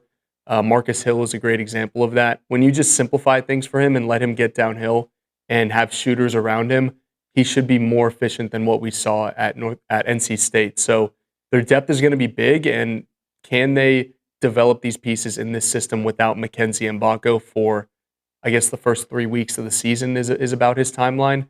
And then ultimately that'll pay dividends later in the year when that depth is way more experienced. Oh, you mentioned the depth in the backcourt, but with Mbako, who are the guys that are expected to step up outside of Zach Clements? Because he's a front court player. And I feel like Mbako may be one of the few swing guys they have on this roster. Yeah, so they're going to end up starting what we saw in the exhibition where they have Fetty playing the 5 and then Rashawn Agee at the 4. When McKenzie comes back, they would like to have McKenzie at the 4 and then Agee at the 5 and then Fetty. It's not fair to really say that like Rashawn's a starter, but like because him and Fetty will play the same minutes, but Rashawn will probably start more games than Federico. So it's going to rely on those two guys who are normally going to be your 5s during the year to play the 4 and kind of interchange for the first couple weeks of the year. So they're going to lose a little bit of that lineup versatility that McKenzie brings because he's going to play technically the 4, but like he's a wing. He could play the 3. They could go bigger with him in the lineup. So you're relying on two guys who are traditionally slower and don't provide as much skill as McKenzie to play the 4 and the 5. And so their front court depth will absolutely be tested. Zach Clements will have to step up and play a lot at the 4. He's already proven that he can do that. Jamie Vincent is a guy who's their backup at the 5, who will get more minutes early on than he probably will in SEC play. And then I'm sure we'll see Chris McDermott play a couple minutes here and there at the 4. So their backcourt depth, I think, is very solid, even without Pop, but their front court depth is a little bit less without McKenzie. So that's going to be put to the test early on in the year. So before we go to break, answer me this. What are your expectations for Fetty? Because he is, to me, he's the outlier on this roster. Like his size, his wingspan, his skill set. Everybody else can kind of do the same things, and they fit really into what Bucky likes to do. Fetty's unique. Yeah, Fetty he fits like everything else in Bucky ball because everybody thinks about free throws, 3-pointers, getting to the rim. He just kind of cleans up everything at the rim. He was top 5 in the country, and I just looked at myself. I look so dumb talking on air as a cop, but he does everything else in the system. Like if there's a miss, he's going to clean it up on the offensive glass. And so he was top 5 in the country in field goal percentage, shooting like 74% last year. So it helps to have a guy that can just run at the rim. Defensively, he'll be a shot blocker and be able to contest pretty much anything in there because, you know, they're deep. They got guys who struggle to guard the perimeter. And so he's going to help alleviate that, blocking shots inside. But offensively, he cleans up everything on the glass. And so anytime they do miss a shot, it feels good to have a guy like Fetty in there. People don't really think about offensive rebounding because it's not a focal point of their system, but Fetty provides a lot of that in the interior. But no, he can't. He can shoot threes. He will shoot threes in practice, but he will not be asked to do that in games. I would be surprised if he took one this year. He's never taken one in his career, but you're absolutely right. Everybody else on the roster can shoot it from the outside, or they will let them shoot it from the outside but him. So would you say his mobility is one of his bigger strengths? Because for his size, absolutely. And with this kind of play style, he's going to have to get up and down the floor because they're going to shoot the ball early in the shot clock from depth. You're going to have somebody running underneath the basket to clean up. No, you're absolutely right. When you can build a system around running in transition, obviously every guard wants to play that way, but you're going to ask a lot of your forwards and your centers to run up and down the floor. And from what I've seen in practice, Fetty has no problem doing that. He probably is a little bit quicker than Rashawn. Rashawn's built like a linebacker, and Fetty's a little bit thinner. And so he loves to run in transition, and he's obviously pretty tough to guard on his own at 6'11", but 6'11" with a full head of steam in an odd man situation like a 3-on-2 in transition is pretty advantageous, and they feel good about just throwing the ball up there, and he'll go up and grab it. All right, when we come back, we'll ask the officer how the defense may be able to put some handcuffs on opposition here as Aggie basketball gets ready to tip off on Monday. A lot more to get to here with Luke Evangelist, the bottom of the 9 o'clock hour on TexAgs Live, presented by David Gardner's Jewelers.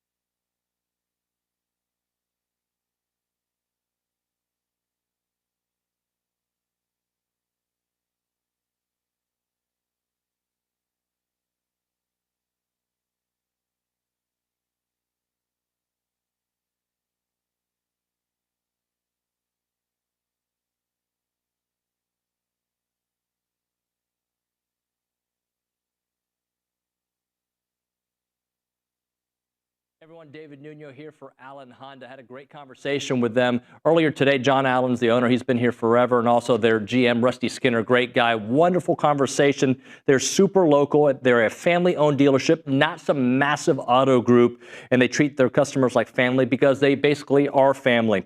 They're Aggie alums. They love Aggie sports, and they've been serving the Brazos Valley with integrity, with passion, and commitment to excellence for over 50 years, which is very rare, by the way, for the independents because people trust them. And that's why they've been doing it for such a long time. Whether you're looking to buy, lease, or service your vehicle, you can count on them for transparent, no pressure experience that puts your needs first. And I can attest to it. Had a great conversation about my own situation with them.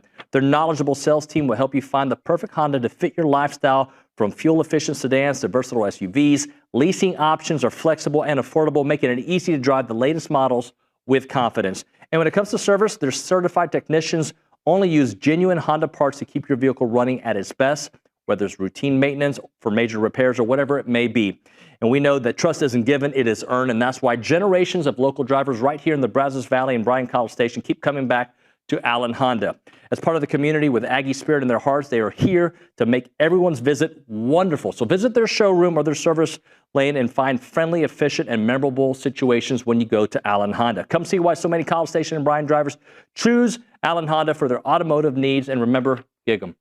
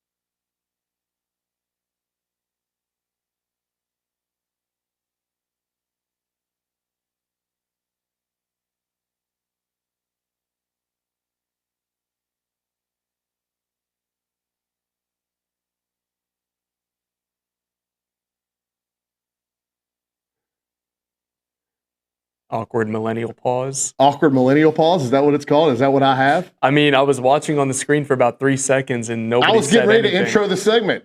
Well, and we were brought back. Mr. Officer, Mr. Officer, don't arrest me. You're probably needed across the Sabine River with what's been going on. Or they might have sent you. LSU sent Luke Evangelist to College Station to arrest Mike Elko for what he's done. Yes, I'm here. Mike Elko has done irreparable damage to the LSU football program, and we will be taking him into custody and no further questioning at this point. All right, getting ready for Aggie basketball on Monday. We talked a lot about the front court in the last segment, and you have been bad segue to try to talk about the defense, but we kind of hit on that. Like, it is what it is. Like, they're going to struggle at times defensively. Yeah. They're going to give up a lot of points. But let's talk about that backcourt and the depth. And, like, is there such thing as position battles for a coach that plays as many guys as Bucky?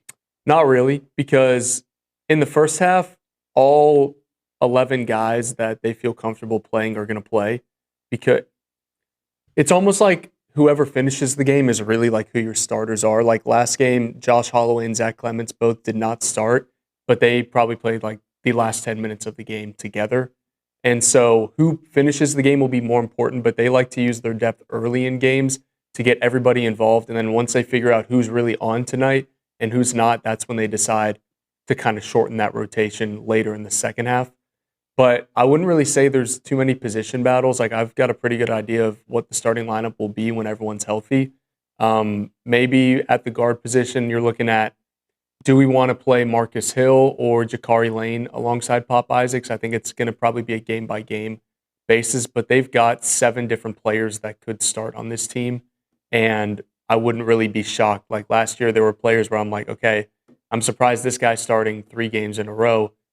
Here, they actually do have 7 guys that you could see play. Well, and what about some of these late like Ali Debo? Like, yeah, probably going to be more than, like, they're getting more out of than what they expected out of him.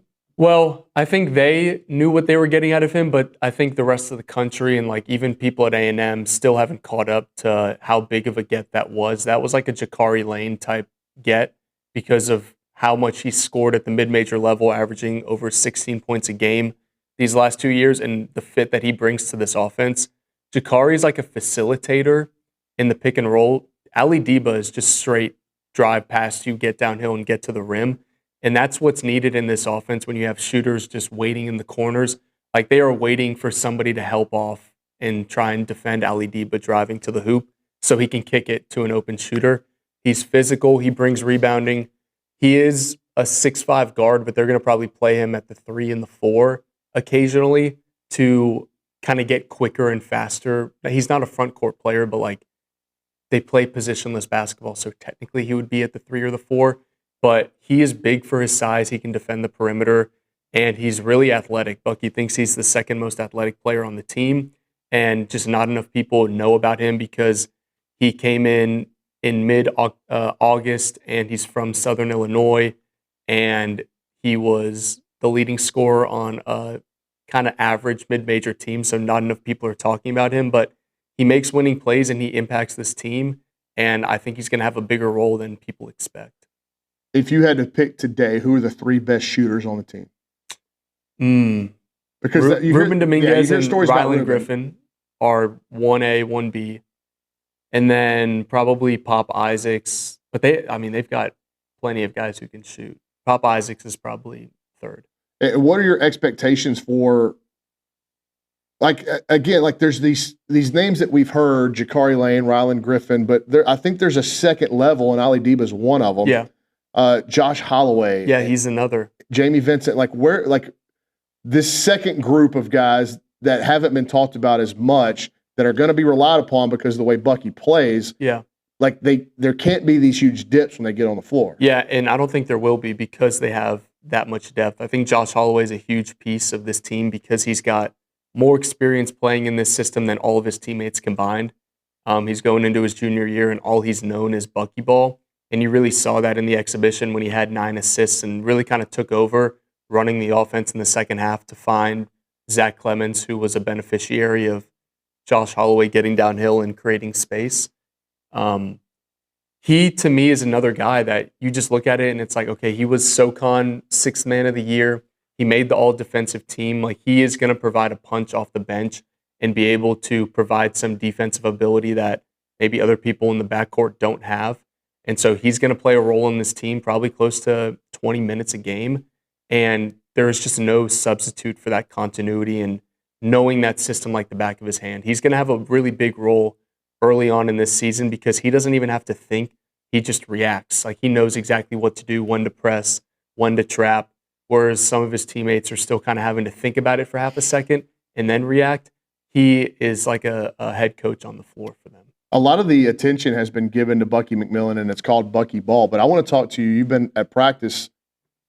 What is the interaction like amongst the other coaches, Mitch Cole, Kyle Keller, Frank Haith? How do they fit into this thing? Because they've all, Mitch Cole and Kyle Keller and Haith, they've all had experience at A&M in the state of Texas. Yeah.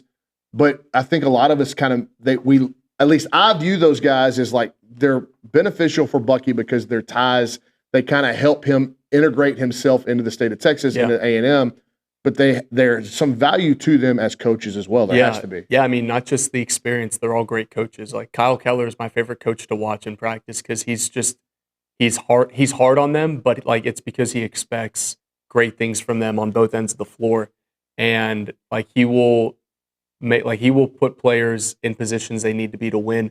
Mitch Cole is like having a second head coach out there with how much experience he has coaching. I mean, those two guys were integral in A&M's last SEC championship, and it's not a coincidence they haven't won one since those two guys were there. So not only do they have A&M experience, but those are two guys who have given their life to the sport of basketball. They've recruited some of the best players that have ever played at A&M, and they've recruited a heck of a team for Bucky as well. TJ Cleveland is always working with the backcourt and has been a really great recruiter for them as well. Obviously, Darby Rich, Bucky thinks he's the best strength coach in college basketball, and I don't think many people would push back on that. And so he's kind of got like a Tommy Moffitt. Yeah, I was saying when Tommy Moffitt came in, I'm like, Darby Rich is the Tommy Moffitt of college basketball, and he obviously knows A&M and loves A&M, and he's a big reason why like a guy like Mackenzie Mbako has come here and trusted Darby Rich to not just, Bucky McMillan coaching him on the floor and being in a system that fits him, but also getting his body ready and physically for the wear and tear of the NBA and just getting him to the measurables that he needs for the NBA draft combine. So yeah, the entire staff has been put together really well, and that's a big reason why they've recruited well and why I think this team, as the season goes on, you're going to see a lot of improvement because they're going to be coached really well. Without Mackenzie Mbako, I'm going to ask you to answer this question. Who is going to be the most important player on this team over the first couple of weeks while he's returning from injury?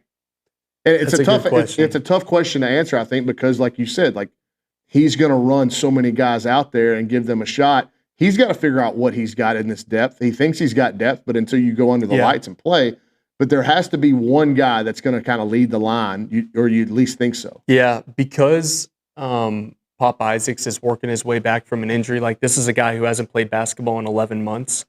And he is, like, let's say he is back for week one, it's still going to take him a lot of time to get back to playing speed and to also stay healthy.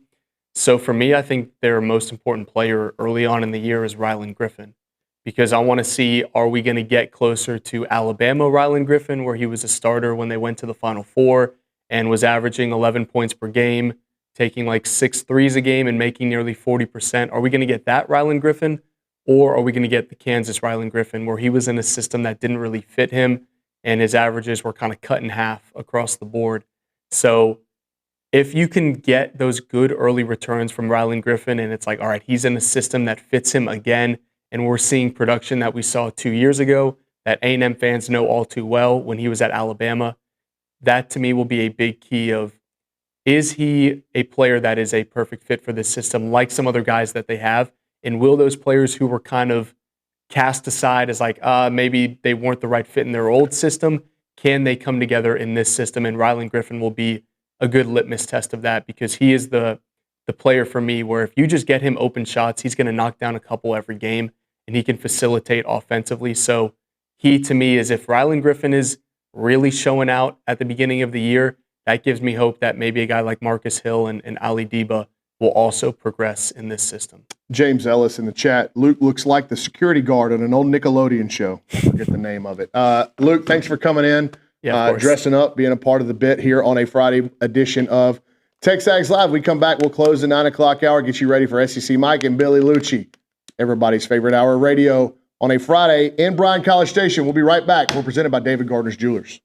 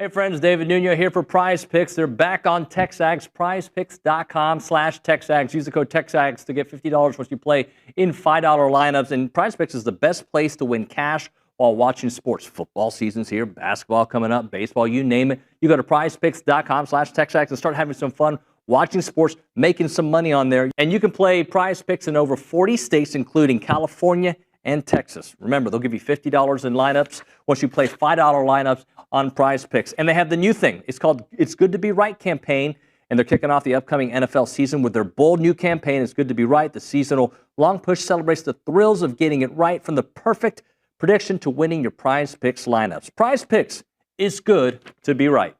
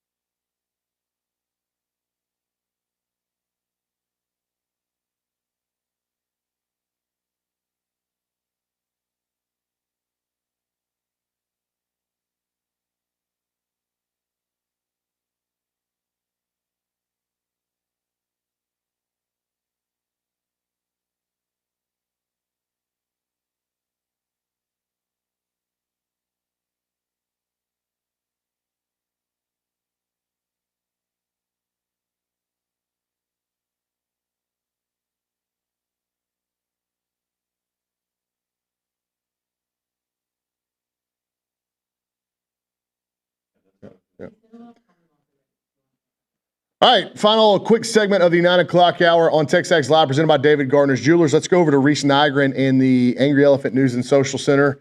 Big game tonight in Reed Arena on the hardwood, but we're not talking buckyball. No, going from buckyball to Jamie Morrison's volleyball team, the number 9 Aggies take on the number 2 Texas Longhorns at 6:30 tonight in the highest ranked matchup in program history. tonight. The Aggies enter the contest 17-3 overall, including 9-1 in the SEC, which is their best start in conference play since 2012. And Texas is number 2, and they're undefeated. They're undefeated. This is Jamie Morrison. Since the day he stepped foot on campus, has been building toward moments like this. They got one a little bit early in the season, right? When they, how many people showed up for that game? It was a top 10. I think it was the Kentucky game. Yes, Kentucky. Yeah. And I forget, but they set an attendance record, I believe. Yeah. And I would expect them, even with it being Halloween night, to set an attendance record again against the Longhorns. And this guy, I told this story on B Team last week. Jamie Morrison comes in weekly for his hits. And sometimes he'll come in a little bit early and he'll be on the phone working, whatever. Sometimes he'll come in and shoot the bull with us in the lobby, just whatever. So I believe it was on Tuesday or Wednesday, whenever he came in this week, the groceries were being delivered because Luke Evangelist eats us out of house and home every week. The guy claims he's not the reason, but everybody will tell you. Everybody in this company says, yeah, every time I see Luke, he's got snacks. So, he should go to prison for not being here whenever the groceries show up, because when the groceries show up, it's a bulk order. They're delivered to the front door. The groceries have to be brought from downstairs to upstairs. Luke's never here to help bring the groceries upstairs, but he sure will partake once they get set. Jamie Morrison came in when the groceries were being delivered this week and started loading himself up with flats of water, grocery bags, and walking them up the stairs just to help out. He absolutely didn't have to do that, but just that's the kind of guy he is. He's always so personable to everybody, and this volleyball program deserves the support that they are getting because of the way he's built it. Yeah. And I'm looking forward to checking that out tonight. I'm looking forward to him pulling an upset. And they went to Austin and did it last year. They did. And ruined their home winning streak. Why not do it again? Why not do it in front of your home fans in the 12th man tonight in Reed Arena? If you got nothing to do, go check out Aggie Volleyball. Take on the Longhorns tonight. Go support Coach Morrison and his girls. When we come back, SEC Mike joins us, and Billy Liucci, TexAgs co-owner and executive editor, on TexAgs Live, presented by David Gardner's Jewelers.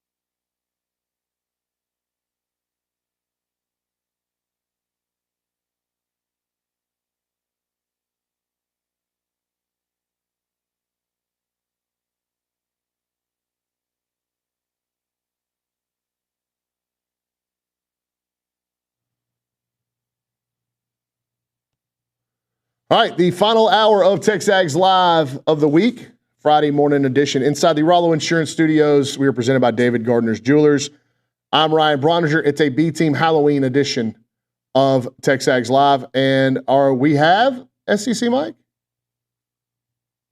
Okay, so we are getting ready for SEC Mike on the Buppy's Catering and Bartending Hotline. There he is. Mike? 1 second. Let us get him loaded up. Hold on. Okay. I can see him, but I don't know if he can hear me just yet. But when we get him on, he can hear me. We're good. Yes. It's Halloween morning on TexAgs Live, and we're looking at Michael Bratton. I'm not saying anything, Mike. I'm just saying that's what we've got going on right now. Okay.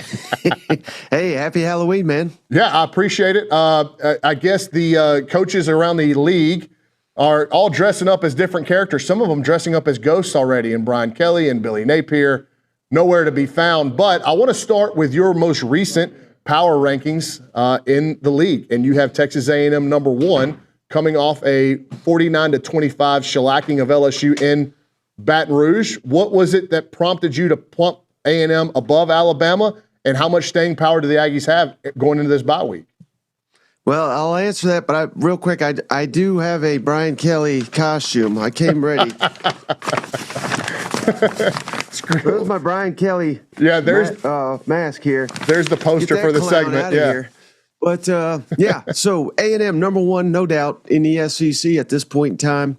I'm still high on Alabama. I think it's going to be Alabama and A&M in the SEC championship game. So not completely writing off Alabama, but you just simply can't deny the Aggies right now with how well they're playing on both sides of the ball. I think they're the most balanced team, and I think they've probably been the most balanced for a couple of weeks now. Marcel Reed's playing at an insane level, and man, the defense just keeps getting better and better each and every week. So, yeah, I mean, not only do they look like the best team in the SEC, I think A&M is a legitimate national championship contender. Well, Mike, I've never heard you say that. And we were talking around here, we've never been able to say that late in the season. And that includes 2020 when they finished in the top 5. Because they were fighting for that last playoff spot during the COVID season, but also Alabama existed that year.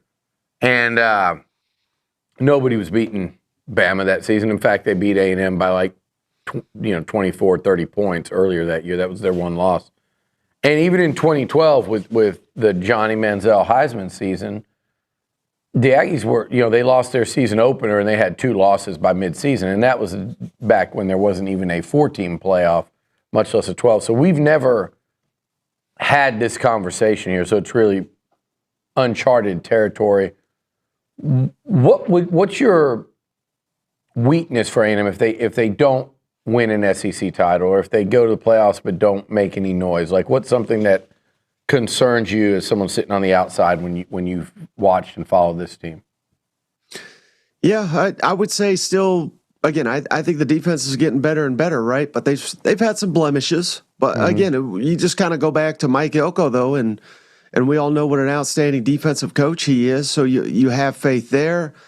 Again, this will be the case for literally any team, but if something happened to Marcel, I don't want to envision a world where he can't play, but we've seen it. He's been a little bit banged up at times. Le'Veon Moss is already out, and I thought, just like last year, I think that it's fair to wonder, well, how good will A&M be without him? Obviously, we're a much different offense in College Station, so I didn't think it would devastate us like it did last year. But that's something that I thought it was a tremendous, great sign that you could go on the road and destroy LSU without Le'Veon Moss. So I honestly, the defense a little bit, that would maybe be the biggest issue. Yeah. And again, we're saying to win the national championship, to win the SEC. I'm not saying they have a bad defense that they're going to cave down the stretch. You know what I mean? No, I think that's a fair.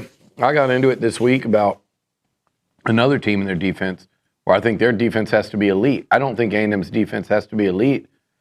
If A&M goes out every Saturday and plays good defense, I think you're talking about an undefeated team that's going to Atlanta for the first time, and then we go from there. But Yeah, the defense, it's an interesting unit when they give up 42 to Arkansas, 41 to Notre Dame, but then at times in games they can go from being, oh, they're okay, to flat out dominant. So they've got it in them. That's what's exciting about this. And that offense, who outside of those two is a team, I've seen your rankings, but if you were to pick outside of A&M and Bama, a team from the SEC right now, and I said, Mike, they're going to be playing in the semifinals or playing for the national championship, who would your third pick be?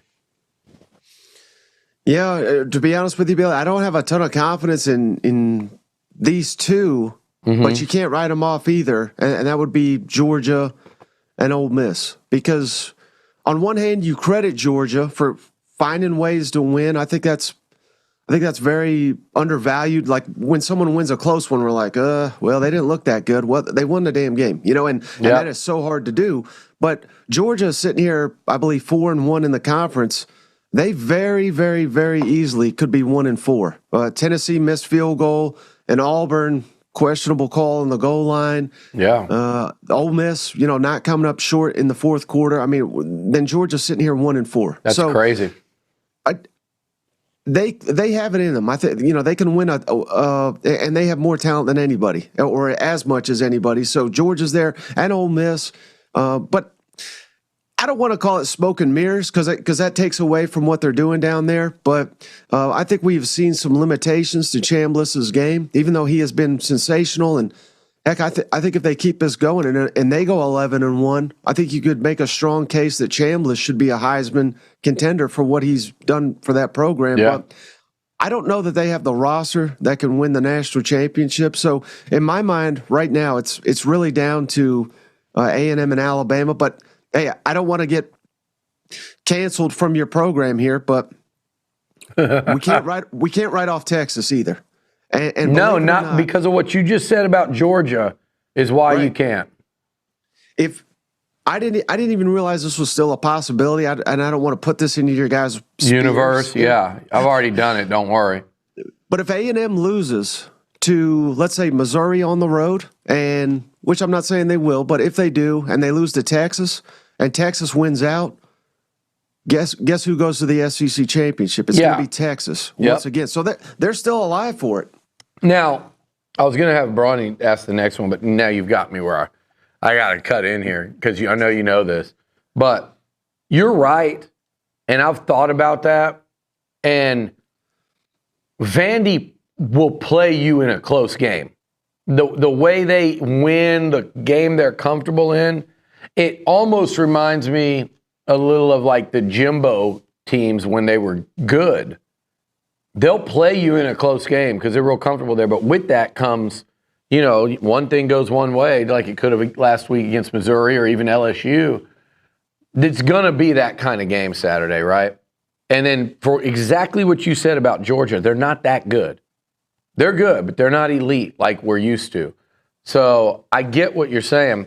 On the flip side, what I've had to tell these Longhorns, and I've been in a steady battle with them, as you know, and they get super defensive, but I'm like, before you guys start projecting out, let me remind you that what just took place was you beat Kentucky and Mississippi State in overtime each. And I know Mississippi State has played some teams tough. They were beating your holy asses up and down the field at Davis Wade Stadium before a miracle took place. And maybe that's a season-changing miracle. But you took a colossal, epic meltdown and a horrific decision by Mark Stoops to not be 0-2 against Kentucky and Mississippi State in the last two times we saw you play football. So just worry about Vandy and Diego Pavia, and we'll see. Yeah, and Mike, another really intriguing matchup outside of the one in Austin is you got to go to Knoxville, Tennessee, and this is an elimination game for all intents and purposes. The Volunteers are 3.5-point favorites. I can't pick a side in this game because I don't think Oklahoma's offense is very good, and I think we know Tennessee's defense isn't very good. Just your thoughts on a big one there in the Volunteer State. Yeah, total coin toss here, and good news, obviously, for Tennessee. It's a night game. It's at home.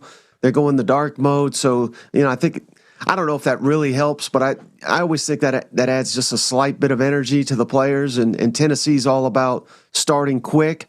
And I think if they jump on Oklahoma, it could get ugly. So I think that possibility is there. But I also think defense travels. And I think Oklahoma, I don't want to say they got exposed against Ole Miss, but they didn't have their best performance and lost at home. So, like you said, I mean, this is an elimination for both. John Mateer, I thought he was a Heisman frontrunner about a month ago. He was playing that well. He hasn't looked the same since that injury, and he says it's not the injury is not affecting him, but I don't really believe it. He basically was the running game, and now he kind of refuses to run. So don't have a lot of confidence. But Cutter Boley, I don't know if you guys watched that last week at Kentucky, Tennessee. Yeah. He legitimately set Kentucky all-time records for passing against this Tennessee defense. They're so bad on defense. I think Cutter is a fine young player, but he's not the best quarterback in Kentucky history, but yet they made him look like that. So, hey, believe it or not, I'm a Tennessee grad. I like Oklahoma to win this game. I think defense wins it. I think if Joey Aguilar was maybe a little bit better runner, I think that could be the difference. I think that's the only way to against this pass rush. I think Oklahoma's front's going to be better than Tennessee's offensive line here. Oh yeah, I can see that. My thing on Mateer, Mike, I think everybody jumped the gun on him because Michigan dropped like 2 or 3 interceptions in that game that would have changed that whole narrative. But my other part, I just think he's a dynamic quarterback and gamer who doesn't have much in the backfield. He doesn't have much on the O-line. He doesn't have much in the receiving core. Whereas, I mean, you look at some of these guys like Ty Simpson and Marcel and Chambliss, and you look at the weapons they have. And so, it's a big difference. And I think that's what holds Mateer back. But I'm with you on this one. I'm with you. I think if I'm picking Tennessee, I'm picking them because it's a night game in Knoxville, and that's not reason enough when you start digging into it. I'm going to let J.D. Hogg over here or Garth Brooks. Who are you today? Not Garth Brooks. I don't have no alter What are you, egos. like a judge in a small Texas town? Listen, hey, by the way, we haven't asked, do you know what Cousin Shane's going to dress up as for Halloween, Mike? Has he told you? Because I feel like he's got some good get-ups. Yeah, he does. Oh, yeah. No, it's all over social media. He was Homer Simpson. That was incredible. Fully painted. I mean, it's scary, but it was scary good. It was really good. Like you didn't see it? No, I didn't. We got to look. Pull it up on your phone while I'm asking him this question because you're going to laugh out loud. So, who are you? Are you just small Texas judge? No. Well, they asked me if I'm dressing up for Halloween, so I dressed up. Well, you're dressed better than you were for your own wedding. This is almost what I wore for my wedding. Yeah. I thought you were going to be Boss Hogg. That's what. If you put that all white, Texas town judge. I like that. Yeah, Small town Texas all you needed was a gavel. I like that. Let me look up Cousin Shane. Like a justice of the peace precinct. That's. Young man, it appears you were speeding down. Was there a reason for your speed, and why were you not wearing your seatbelt? I just saw the picture of Cousin Shane. Dude, it's hysterical. It's ridiculous. Dude, it's so good. How do you get on with that guy, man? Hey, if he wasn't legitimately family, I don't know if I could. Yeah, I hope you know how that dude is the best. You know who's not the best? The Florida Gators. But they would do A&M and probably some other teams quite a solid if they kind of did that interim coach bump. Because they've got, Georgia, Tennessee, and Ole Miss. And am I wrong, or is that their remaining schedule? Georgia, Tennessee. Georgia, Kentucky, Tennessee, Florida State. Okay, so no Ole Miss. Oh wait, and Ole Miss. Yeah, you're right. Yeah. Golly, they got so many games left. What the hell? So they got Georgia, Ole Miss, and Tennessee left, like in terms of being disruptive. Can Florida, is there enough there, Mike, for them to win one of those 3 games? Forget Florida State. I definitely think they have the roster to do it, and I think that matters more than anything. But I am a little concerned about. I don't know how much you've caught Billy Gonzalez, the interim, any of his press conferences or anything of that nature. But basically, he's saying, we're leaving Billy's seat untouched. We're leaving his office untouched. It's like a ghost is still haunting the building. You know what I mean? Like they're not moving forward. They're still looking back at, hey, to honor Napier, we're leaving it everything as is, including his chair, empty. That doesn't strike me as a sign of a guy who's in full command and wants to. Heck, I made the case. I know this sounds crazy, but if he goes 5-0 against that stretch, I mean, I think you got to consider him as the full-time coach, but not if he's sitting there leaving the chair open for Billy Napier to come in here and win it. So I think it's going to be. I think it's going to be a rough outing here the rest of the way for the Gators. I really do. And then we got to talk about, we've kind of buried the lead here before we get you out of here, Mike. What's going on in Baton Rouge? Mike Elko goes over there, stomps out the Tigers, and then subsequently pulls back the curtain on the biggest dog and pony show that you've ever seen. Just your thoughts on the governor, Scott Woodward's out, a new head coach. It's a total disaster over there. Yeah, and I mean, I don't really follow politics at all, so nothing I say here is a political statement, all right? But when you got the governor coming out here and he's making some good points about how these coaching salaries are out of hand and where has this thing gotten? That sounds great, right? Yeah. And if I'm just your average fan, I think I could get on board with that. But the more the governor speaks, the more of a clown he seems to be. I mean, he thinks we're still in the BCS era. It hasn't been to BCS since 2013.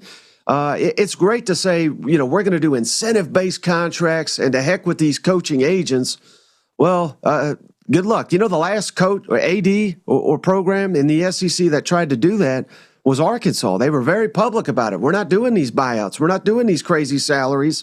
And they landed with Sam Pittman. And again, I think Sam Pittman was a fine man, but ultimately a failure as a head coach. But they had to get Sam Pittman because they literally couldn't take anyone with head coaching experience to take the job. So now they've fired Scott Woodward, who I know you guys know quite well. I mean, he's got – I know these buyouts look ugly on him, but aside from that, he's got a stellar reputation, and he saved their baseball. He saved their women's basketball. I thought this was a layup. I think LSU could have got literally anybody they wanted to be the next head coach.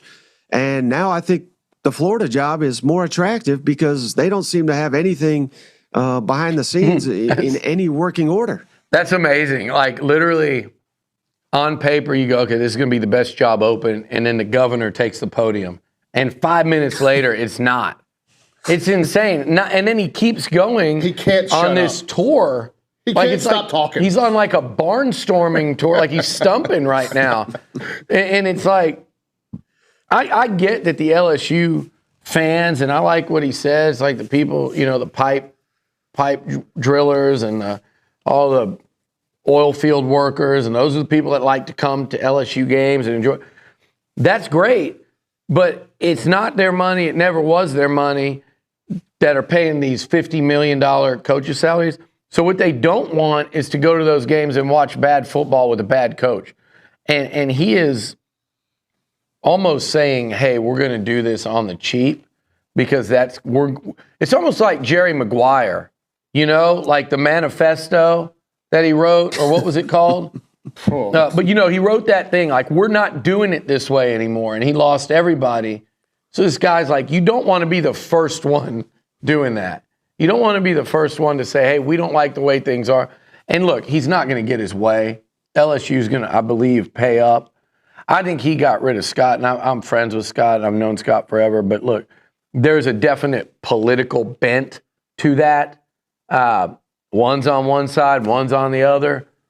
One doesn't like spending money. The other one, we have a track record of knowing he likes spending money. I heard some Texas people talking about Woodward, and they say LSU should be winning national championships and everything. It's so easy there, and they're not. First of all, they did. They won a football one under him. They won 2 baseball ones under him. They won a women's basketball one, and they won a gymnastics one. Now, it costs a lot of money, and ultimately, I think ADs, you could cut through all of that, and when you hire the wrong coach, you're at risk in football in this conference. You know that, Mike. It doesn't have to be all this other crap, but it is. Yeah, and the longer this goes on, I mean, the closer we get to Coach O, or maybe even old friend of the program, Jimbo Fisher, taking over at Baton Rouge, because I don't know who else is going to take his job. Yeah, I mean, it ain't going to be Jimbo because there's no Scott anymore. That would have been, then I would have said this is all of a sudden in play. But yeah, hell, they might turn back to Ed O. You might not be wrong. Somebody that loves that place is going to have to go in there, because who else wants to jump on that grenade? Mike, we appreciate you joining the show. Happy Halloween. Wish you nothing but great time tonight. Handed out. Are you going to hand out candy to Cousin Shane or with Cousin Shane, or do you avoid him altogether? Oh no, he's already taken all the candy we have here, so I gotta go. I gotta run to the store and get some more for the kids tonight. All right, Mike. Good to see you, buddy. Thanks, enjoy the weekend. All right, we come back more with Billy Liucci as we wind down a Friday edition of TexAgs Live, presented by David Gardner's Jewelers.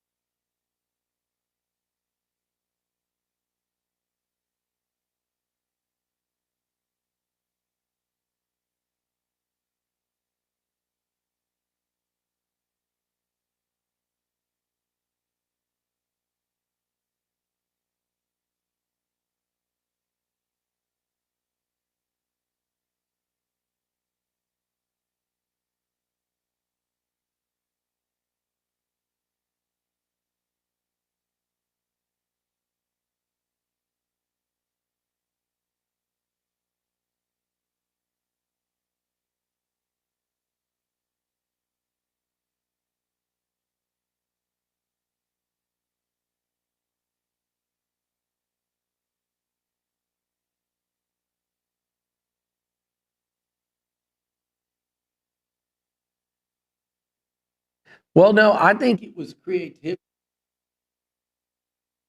Oh, you mean we're on? We're on. They can hear this. We're on air. Yes. I think it's limited creativity from the stamp. It's not limited creativity. It's creative. It's just a reach. The costumes that the girls here have put together, for those listening, it's a reach. It was a stretch. There's creativity. They actually attempted to be creative. You know what I'm saying? You're saying, I mean, you attempted to be creative. I dressed up. Olin's was the best, as we've said. For those wondering, I love Olin's costume. I do take a little umbrage. Did you know what I was going to take umbrage to? I said when he walked in, I said, when you do a plastic giant effing beak, like I'm. I mean, I have an Italian nose, but who's someone with just like I mean, you put on a. Is that a Groucho Marx or is that what's the other guy? Yeah, like slapstick comedy. Yeah, is it Groucho Marx or who's the other guy with the nose and the eyebrows? I can look it up. Yeah, I think it's Groucho Marx. But anyway, I don't know about that nose, but as much hell as I give Olin, I'll let him get away with the plastic nose. Somebody asked if you were going to come in dressed as Olin, and Olin's like, well, how would he dress as me? I said, well, he probably wears shorts, a hoodie, a duck camp hat, and limp his way around the office. Olin would be more of like what he's like imitating the voice and the actions. He tried to do your bit too. He wasn't great at it. He just kept repeating the same thing. Somebody let Griffey out. Are you gonna go to lunch? Call you later. Welcome to TexAgs. You kept saying welcome to TexAgs. I've said that one time. I know. It's not my fault that they play it every day. They made me say it. They made me go up on the balcony like the damn Wizard of Oz or something. For those of you that are unaware, the girls in the TexAgs office have dressed up as the roads surrounding Texas A&M University. One is George Bush Drive, one is Welborn, one is Texas Avenue, and the other one is University. It took us a while to get there. Well, the George Bush is Kay Nagley wearing an A&M jersey from the George Bush day, baseball jersey. Callie just has a Texas flag wrapped around her like she's at a Robert Earl Keen concert on the 4th of July. And then Kaylee Dreyer she's dressed like she's wearing a glittered out 12th man jersey, and that's supposed to be the university. That one was the biggest. Interesting. Sydney's the other one. She's going to be dressed as Welborn Road. I'm intrigued by what Welborn Road looks like. Richard had a great idea. Richard's idea was the dumbest thing I've heard in this building since we opened it. He said, are you going to dress as Johnny Manziel because he saved a cat on Welborn? Which I don't even know if that story's true, by the way. That's one, like, all these years later, I might be able to bait him into admitting that was a damn made-up story. This saving of the cat. I'm going to have to look into that. Well, you're speaking about A&M's former Heisman Trophy winner. They've got potentially another one on their roster right now. Your guy, Stanford Steve, has Marcel. Not bad, Bronny. Not bad. Segue? Judge Brauninger, that was a hell of a segue. Been working on it. B team helps. I'm getting a lot of practice. Judge Roy Bean over here. Johnny to Marcel, and then your guy Stanford Steve has Marcel number 1 on his Heisman Trophy list yesterday on the Pat McAfee show. Also had Blake Horvath from Navy at number 5. Big game for them this week. That was a good pick, though. Like the Heisman will do that too. Mm-hmm. They'll bring somebody down there in the top 5. That he didn't even have one of your own. Yeah. Brennan Sorsby. If win. Well, see, here's what you do, because I saw you do it the other day. You ripped directly when you were on here. It's here or the B team? I think it was on here. You directly ripped a Theo Vaughn bit. I don't listen 100%. I don't you listen saw to a clip. No. You did that whole thing about wearing another man's shirt and just feeling something about feeling his warmth. That is a Theo Vaughn. He could probably I thought you were talking sue about you. Something about. He could probably. That was a mess up with Nuno. I thought you were talking about football thing. No, that, and then the other one. So you watched that Stanford Steve clip, and you pulled Sorsby, but you forgot that in that clip, the guys in the rooms were like, "No Sorsby. What about Sorsby?" I didn't. I just saw the list. I saw the graphic. I saw the Stanford Steve graphic. I think we might have a little plagiarizer over here, a little content thief, but Better be careful saying that. Go ahead. You'll get a phone call. Yeah, some people get sensitive Yeah, about that. they really do. Think you're talking about them. But no. Listen. Do you want to talk about this? We're up against the break. You want to give Heisman thoughts? You want to go to break, come back, and we'll talk Heisman and we'll talk LSU. Let's come back and talk Heisman and LSU because that feels like a full segment right there. All right, coming back with more Liucci here at the bottom of the hour on a Friday edition of TexAgs Live, presented by David Gardner's Jewelers.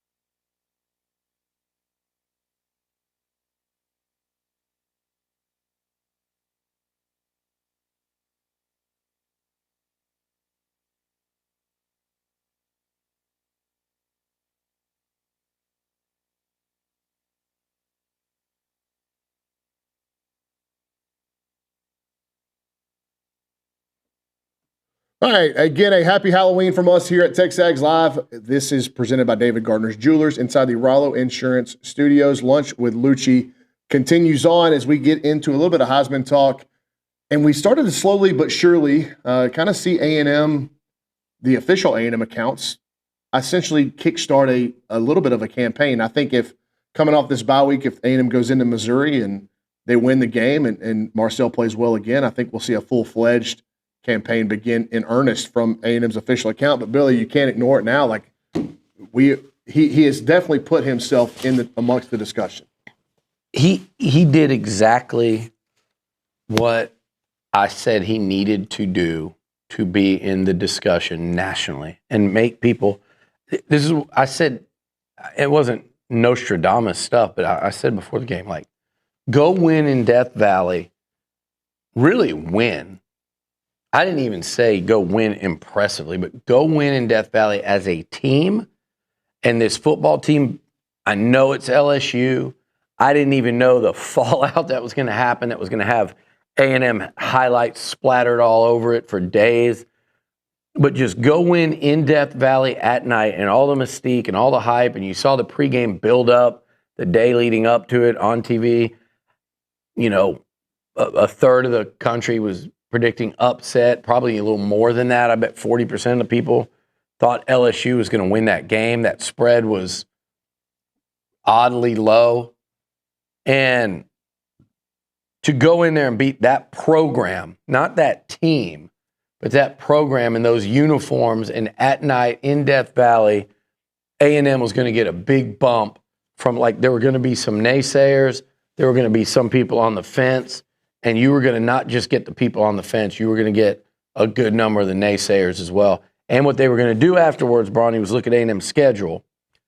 And then, because they didn't have to go too far out on a limb, they're looking at 3 games. And they're going, oh. And now a lot of the country that wasn't thinking it before, and this doesn't mean it's a clear path by any stretch, a lot of people that have no connection to this place and none of that concern are looking at it going, they're going to run the table. That's what I said would happen if they beat LSU. And the other thing I said that would happen is if Marcel Reed had a nice game. I didn't even say he had to have any kind of moment. He just played a nice game. His numbers and that team record would speak for itself. I said if he had some highlight plays. Well, his numbers weren't otherworldly. They were really good. When you add that 100+ yard rushing to go at the 2, and now it's over 300 yards, but it was the 100-yard rushing night and the 4 touchdowns, and then you mix in the highlights. That's what I was going to say. Yeah. It was the highlight plays early in the game. Because he threw 2 picks and no one cares. Nobody says anything Nobody cares. Which speaks to the point that A&M was that close to running them out of the building that much earlier. And remember, he had a strike to KC a play or two before that interception in the end zone that KC, look, it was a bullet. KC normally catches that ball, and it was on the spot. But, yeah, the beginning of the game highlight is what the whole country's watching the start of that game. And they saw that play, and they went, SH, like, damn. Like, when he had that play, the entire college football watching country saw it in real time. And they just went, damn, that dude's the truth. And then moments later, he throws another touchdown, which was a really nice play, just, stepping up and out and throwing that dart to KC in the end zone. Like, it literally drew damn, like, from the whole country. And combine that with what he did at Notre Dame, which is a Heisman moment that very few, if anyone, has right now. I mean, you're in South Bend against the Golden Domers in front of touchdown Jesus in the entire country, throwing a touchdown with 13 seconds left on 4th and 11. So, like, resume-wise, if we had nothing to do with A&M, I agree with Stanford Steve, and he should be number 1. And there's obviously, look, there's a third of the season left to go. But crazy thing is, Marcel, he could be better. He's going to have some games in the spotlight next week at Mizzou, in Austin. He's going to have plenty of opportunities to further his resume. Yeah. But I also think what happened here, Billy, is the rest of the country did get to see what we see about Marcel the Kid. They went, oh, he's really good, and he's really likable, and he's really smart, and he's really, really well-spoken. He checks a lot of boxes that the national media is looking for in a Heisman contender. Well, and I think I might be supposed to wear that. I do like this hat. He also, Bronny, you look at I'm just like a Johnny, like a Jameis, like RG3. Trying to think of some other. Read me some other recent Heisman winners. Mariota? No.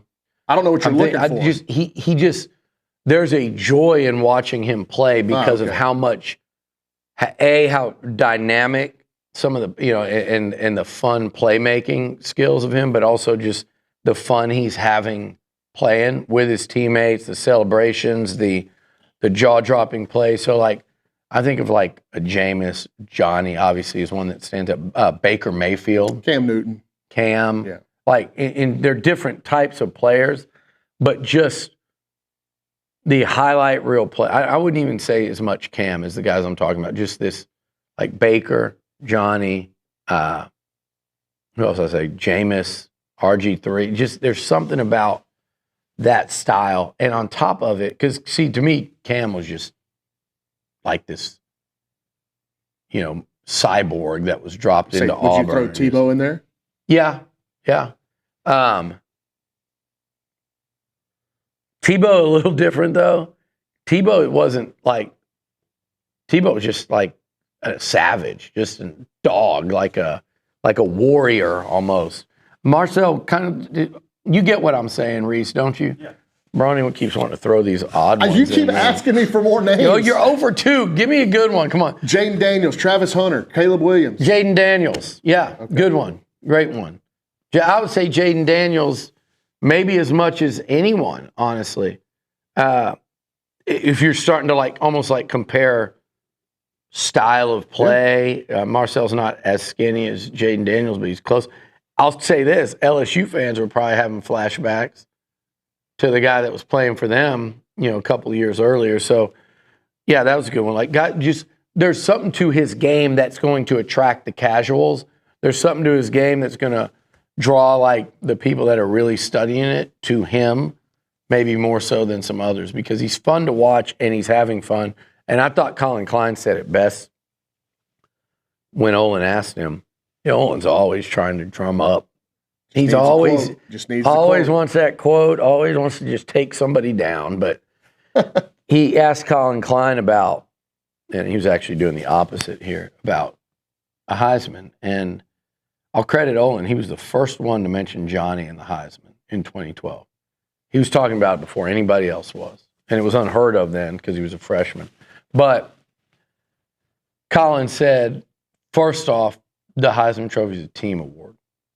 And that is, you talk about those games and his opportunities to shine. That's especially so against Texas, in Austin.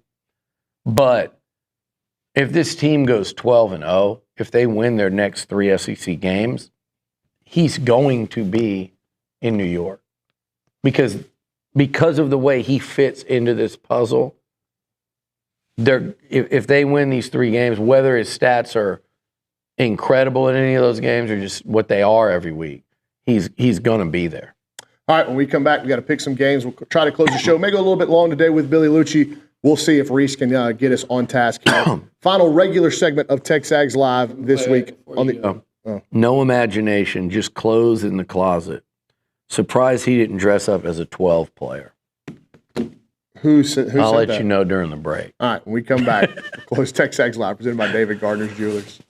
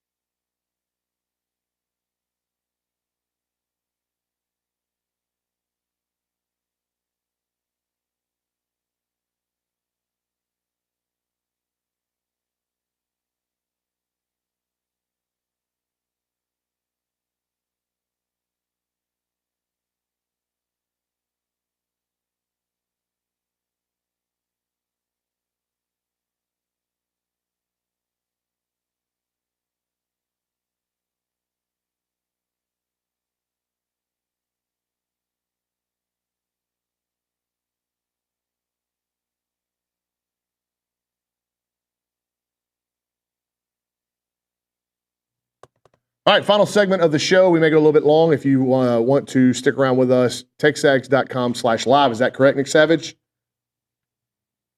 Say that one more time. If we're going long, texags.com/live. Yeah, that's where Okay. you need to go for TexAgs Overtime presented by the Rogue Shop. And we will not be on YouTube anymore. Oh, no. Okay. So if we go long, it'll be on texags.com/live. We got to pick some games presented by Prize Picks over in the Angry Elephant News and Social Center. Get us going, Reese. I think we're probably going to go long, but we'll start right now. We'll start off with the number 9 Vanderbilt. Reese, can we start off with the standings? Do you have them? We can start off with Olin's the standings. out. Olin is out out of the bottom. Wow. Okay. By 3 games. He went 4-2 last week. And who stunk? Caroline Fenton went 1-5. Good job. Come on, Caroline. Just when everybody's complimenting her on the Atwell thread. Yeah, Guys, David. don't be so triggered, by the way, by her. But go ahead. David, Olin, Jamie, and the McKinney brothers all went 4-2. You went 3-3. Can we talk about the effort that Seth McKinney's given this show in the last few weeks? It's disgusting. It's disgusting. It's disgusting. And you know, he's a walrus. He needs to be hosed down. It's like he's been swimming in filthy waters and he's out there sitting on the thing. Steve likes to do all that AI and those videos. They need to do one of him getting hosed down outside the walrus pool because he needs like a wake-up call. I don't know how do you get it out of him at his age. You're going to have to throw. Well, he goes to play golf. Then he goes, and it's like, dude, we're trying to do a show here. He's lucky. He's very lucky that we won these last 2 games. So is Nuno. I told you about that one last week. Yeah. I thought Nuno really stepped in it. All right, Wait. What are the on ranking? On the season, Jamie McCoy is in first place. You and Seth are 4 games behind him, both tied for second. Steve is in 4th, David in 5th, Olin in 6th. How far is Steve and David back? Steve is... From me and Seth. Yeah, Steve is 3 games behind y'all. David is 2 games behind Steve. So 5 games behind y'all. Okay, yeah, it would suck to lose to Nuno in one of these. I'll tell you that. That would be... I would rather lose to Olin. Olin's just like Bad Luck Schleprock right now. Who's that? You don't know Bad Luck Schleprock? Look it up. Bad Luck? If you all beat Brawny, text in anybody that knows Bad Luck Schleprock. He's on the... There was once a guy that every time... Flintstones? Yeah. There was once a guy that every time he attended an A&M game, like he was a former employee that would like comment like that he was coming in town. Every game he attended, home or road, A&M lost. So his name was Bad Luck Schleprock. I think he lived in Colorado. So he was at like the 95 Colorado game and we lost that was kind of where it was born. But yeah, Olin's Bad Luck Schleprock. It wouldn't be embarrassing to lose to him in a pick'em, but yeah, you don't want to. What is you don't want to Olin's lose to season Nuno record? or Seth. Olin's record on the season is 21-32-1. You'd be making good money if you just faded Olin Buchanan every week. You'd be well in the black. Yeah, you'd have won quite a bit of money. I didn't want to say that.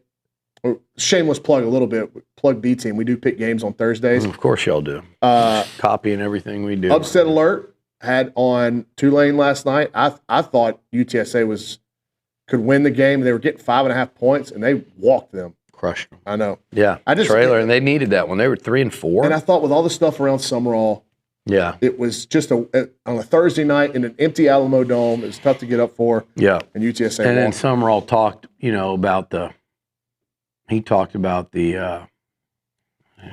Summerall talked too much about the atmosphere and all that.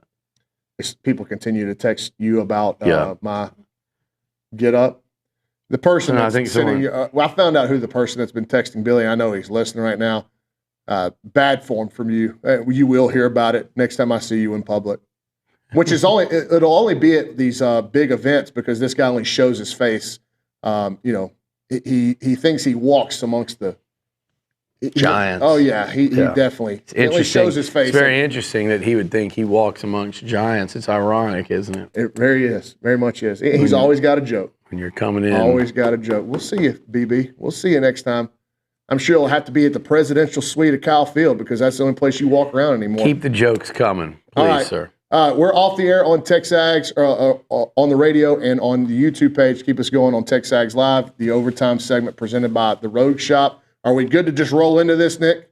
Okay. All right, Reese, let's pick games. All right, the first game is a battle of one-loss teams in the SEC as the number 9 Vanderbilt Commodores head to DKR to face the number 20 Texas Longhorns at 11 a.m. on Saturday. Texas 1.5-point favorites. It's a tough one.